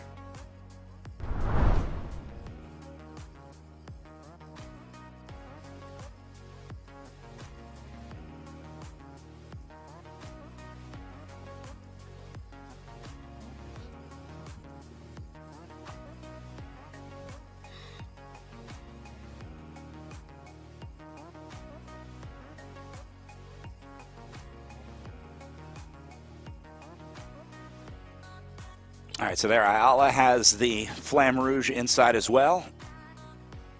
About to head into her final K of racing.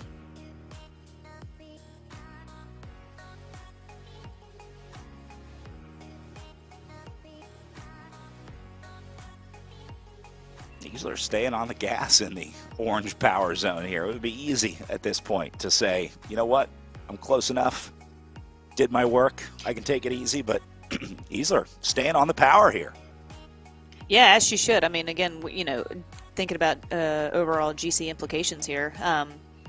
And Ayala was 3rd yesterday, am I right? So this could definitely move Easler up and into the podium spot.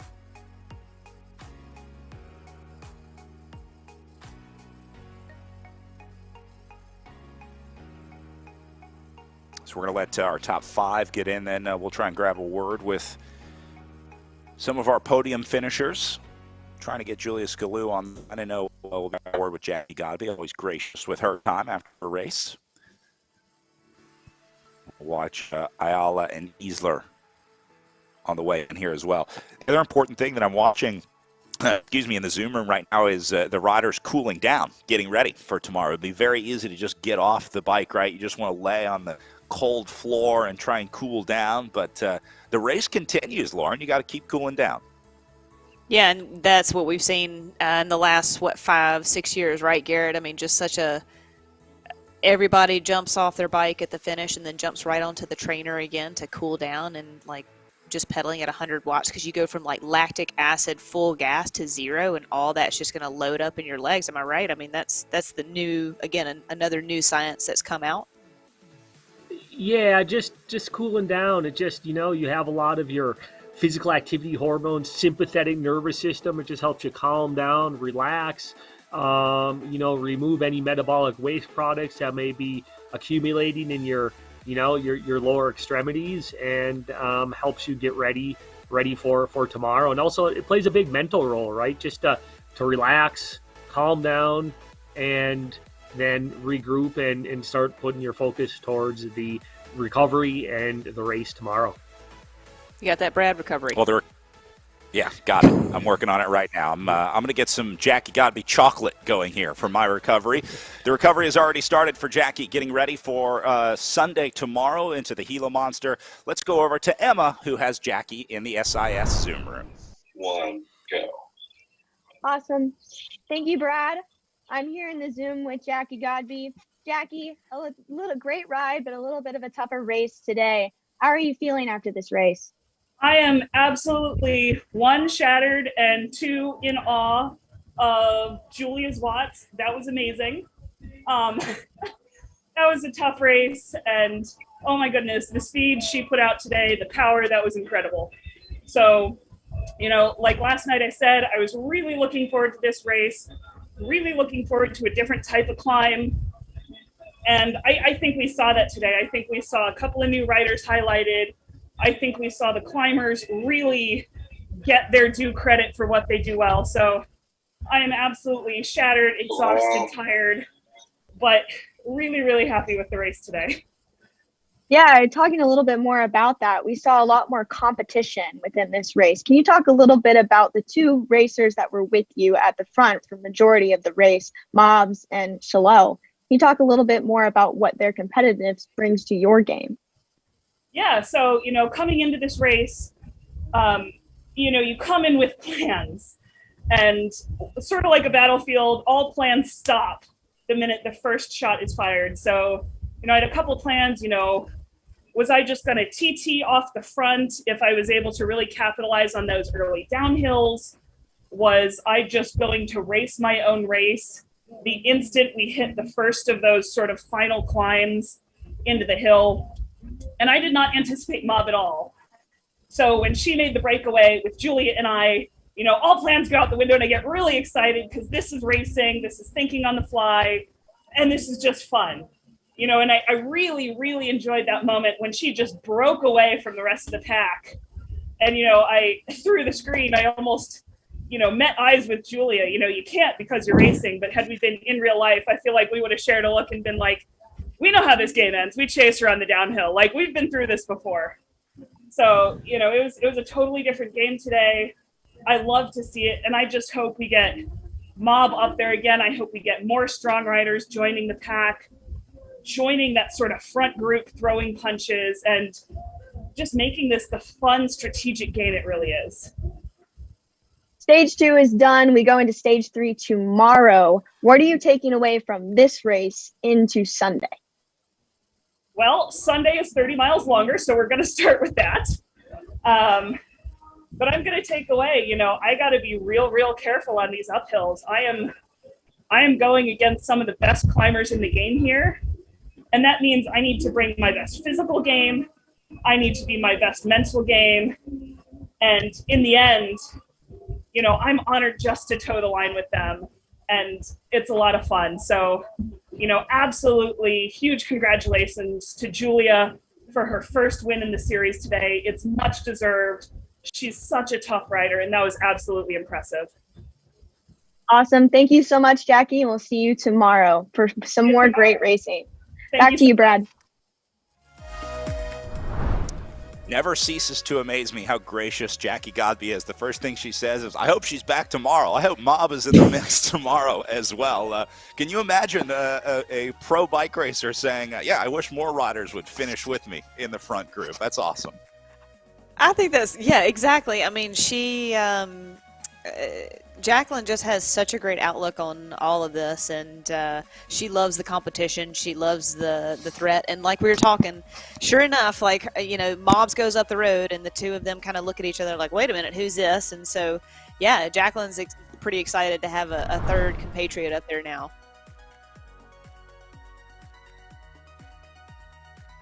Todd Key, our paracycling leader, on his way in here as well. Looks like he has dropped Joe Bernier behind him, and Todd Key is on his way to a paracycle victory here.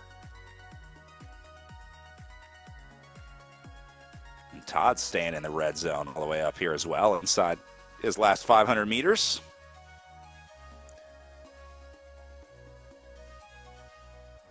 So I think Key will take our paracycling win here today. Garrett, looking forward to tomorrow, the Gila Monster stage. How does that climb compare to today's climb? If you just look at the two climbs head-to-head, I mean, how is the Gila Monster stage of tomorrow stack up against today's Mogollon climb? Well, today's climb was tough because it's right at the finish, right? So the climbers can get some big time gaps. Whereas tomorrow, it's kind of bumpy with some big climbs in it, and then towards the finish there is a bit of a climb, but it's not to any extent. It's not the major climb tomorrow, and it's not to the extent of the climb that we have today. So if Godby, for example, gets put under pressure early on the climbs, then she has time to catch back before the finish. So it's a different type of race tomorrow, more climbing, but where the climbs are located make it a different race altogether.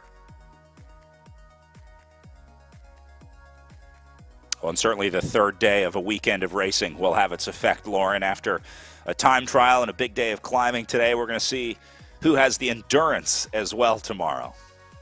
Exactly, like Godby said, tomorrow's 30 miles longer, so yep. You better save a little bit. And you can kind of almost hear a little bit that she's not nervous, but excited about that it's going to be pretty tricky for her to kind of figure out how to continue to win and to continue to hold that advantage over these climbers now.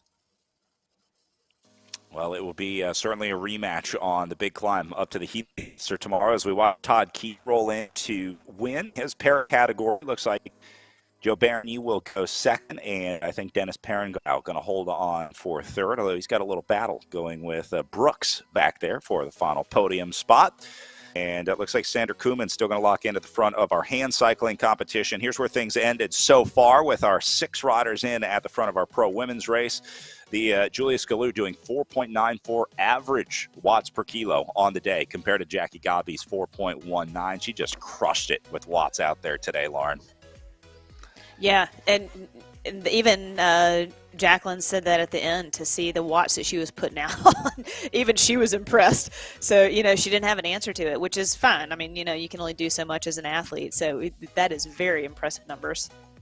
And Garrett Rhea Mobs is looking at this one saying, I did 4.5 average watts per kilo. Jackie Godby in second only did 4.19. So I know I've got the power. It's just a matter of using it the right way tomorrow. Yeah, an impressive ride today by Rhea Mobs, and she was the initiator. She got things going, and then she's able to hang on until that final time, and then to hold her own. So looks like she's figuring things out. And tomorrow, I would say that the other two have to keep an eye out for her.